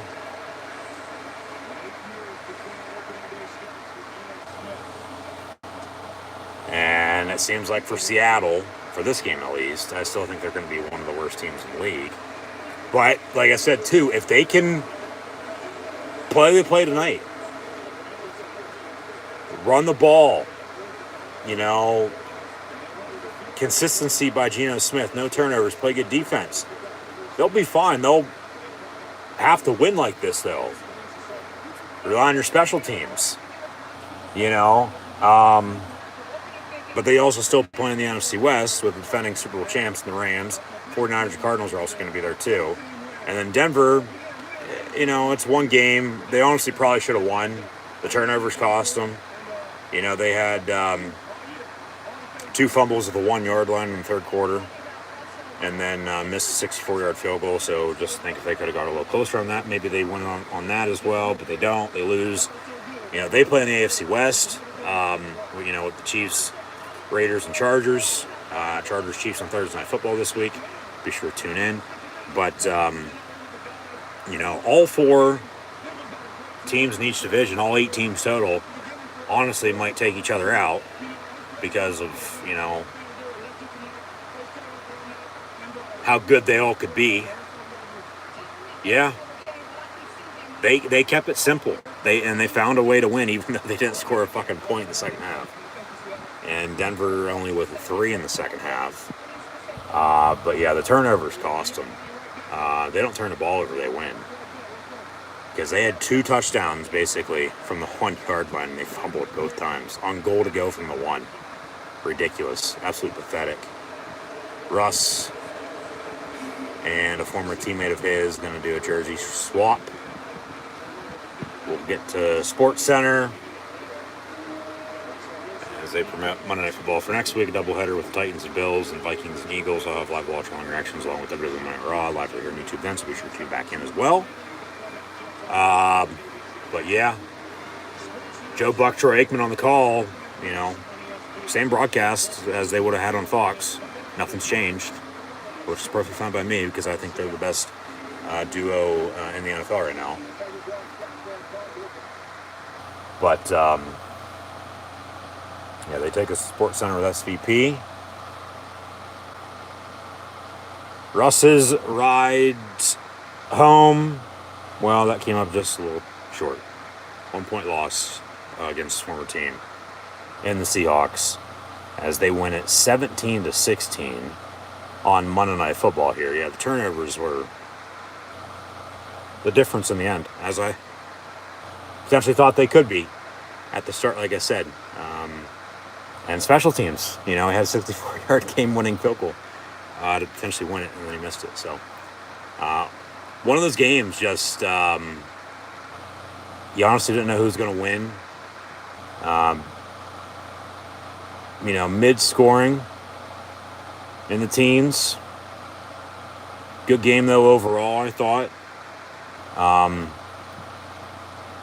Good way to end week 1 on top of that as well.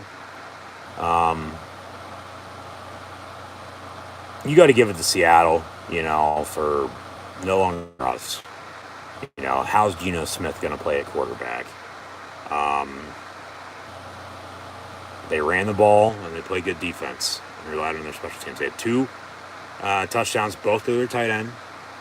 And Disley and Parkinson. Geno Smith officially finished 23-28 for $195 and 2 touchdowns.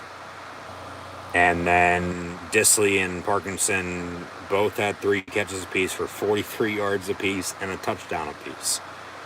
DK Metcalf had a 7 catch, 36 yards. Lockett 3 of 28. Goodwin 2 of 22. Noah Fant, the former Bronco, 3 catches, 16 yards. Give me a hell yeah. Rashard Penny 2 of 7 receiving, but had 12 carries, 60 yards rushing. Geno Smith also had 5 carries, 14 yards rushing. But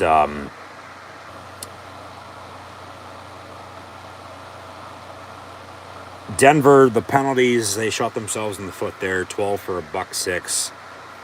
They won the time of possession by about 7-8 minutes. But they had 2 fumbles, 2 turnovers inside the 5 at the 1-yard line. Goal to go on rushing touchdowns if they don't fumble. And that ended up being the difference. But even in a loss, Russell Wilson against his former team in the first game of the new year was 29 of 42 for 340 yards passing and a touchdown. That touchdown was to Jerry Jeudy, who had 4 catches, 102 yards receiving. Cortland Sutton, 472. KJ Hamler was held catchless. He had 1 target down the far sideline, but it was, even though he caught it, incomplete because he was out of bounds.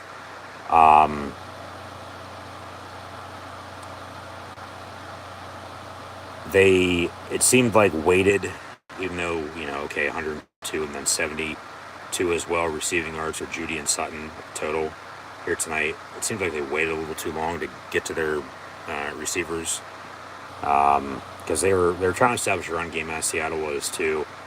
I thought Denver.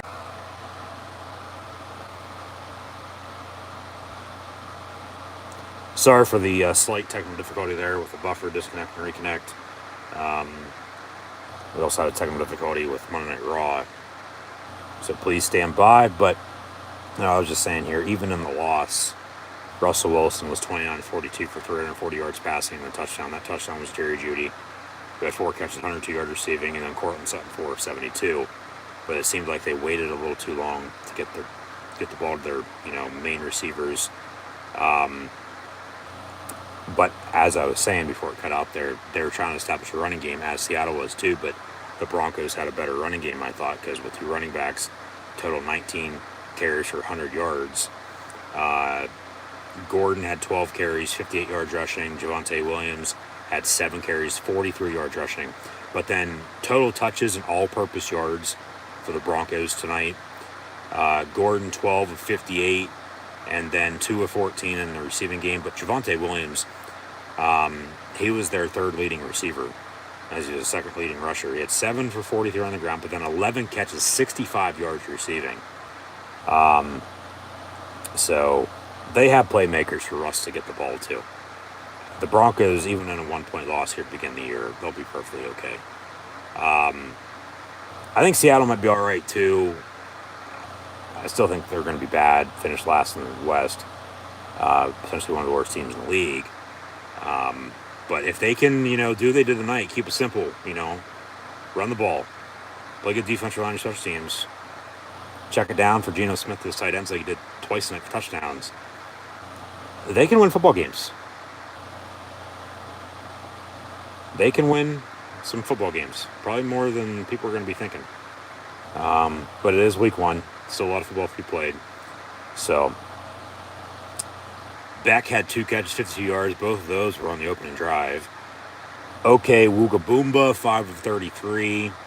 I'll eventually learn the correct way how to pronounce his name, as we all will. Gordon, 2 of 14, like I said, as well. And Boone had a catch for 2 yards, as Wilson had a carry for 2 yards as well. But yeah, Russ's ride home.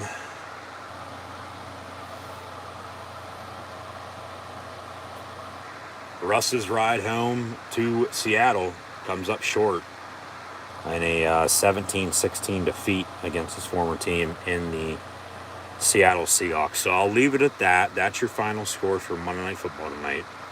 I thought WWE Monday Night Raw was all right. It had its highs, it had its lows. But NFL Week 2 begins on Thursday Night Football on Amazon Prime Video for the first time ever. And I'll have live watch-along reactions live here on YouTube then, so be sure to tune in. Be sure to like, follow, and subscribe as well so you can stay up to date. But we'll get the Chargers and Chiefs. Speaking of the AFC West with the Broncos, them and the Raiders are the 2 teams that lost in the division this week, as the Raiders lost to the Chargers in division play. So basically whoever wins this Thursday night game between LA and Kansas City will be in first place in the West entering Week 2 with the rest of the games on Sunday and then doubleheader next Monday. But yeah, Week 2 begins Chargers and Chiefs on Thursday Night Football. And then next Sunday, we'll have the Jets and the Browns, the Washington Redskins, football team, Commanders, whatever the hell you want to call them, in Motown taking on the Lions. Buccaneers and Saints. That should be a good game, the way those 2 teams played yesterday. When Breeze was there in Brady's 2 years as a Buck, New Orleans got the better of Tampa Bay. So we'll see how that game is next Sunday. Carolina and New York taking on the Giants. Patriots Steelers, I'll have live watch-along reactions Sunday at 1 o'clock live here on YouTube. Then, as New England opens as a 1-point favorite, we'll see, like I said, about the injuries Mac Jones, the Patriots starting quarterback, with a back injury. He'll probably play, though, as should Najee Harris with an ankle injury. But TJ Watt getting a second and third opinion tomorrow. If he gets surgery on his torn pec, he's going to be done for the year. If he does not get surgery, it looks like he'll be out anywhere from a month to a month and a half, 2 months, 4, 6, 8 weeks. So Patriots Steelers is next Sunday at 1. Also next Sunday at 1. Colts Jaguars. The Dolphins will be in Baltimore taking on the Ravens. Falcons and Rams. The Seahawks will head to the Bay to take on the 49ers. Cincinnati should beat Dallas without Dak Prescott. Houston will be in Denver to take on these Broncos who lost tonight by 1. As even with Houston tying the Colts, they're 0-1, as are the Indianapolis Colts. And Denver 0-1. The Broncos are an 11-point favorite next Sunday afternoon. And, yeah, that's probably right. So, yeah, that should be a good game, though. Cardinals Raiders at 4:25. I'm just trying to think, what is the game of the week next week? Probably Bengals Cowboys. And without Dak Prescott, and the way the Cowboys played last night on Sunday Night Football, who the fuck is going to want to watch that game? Because Cincinnati's going to roll.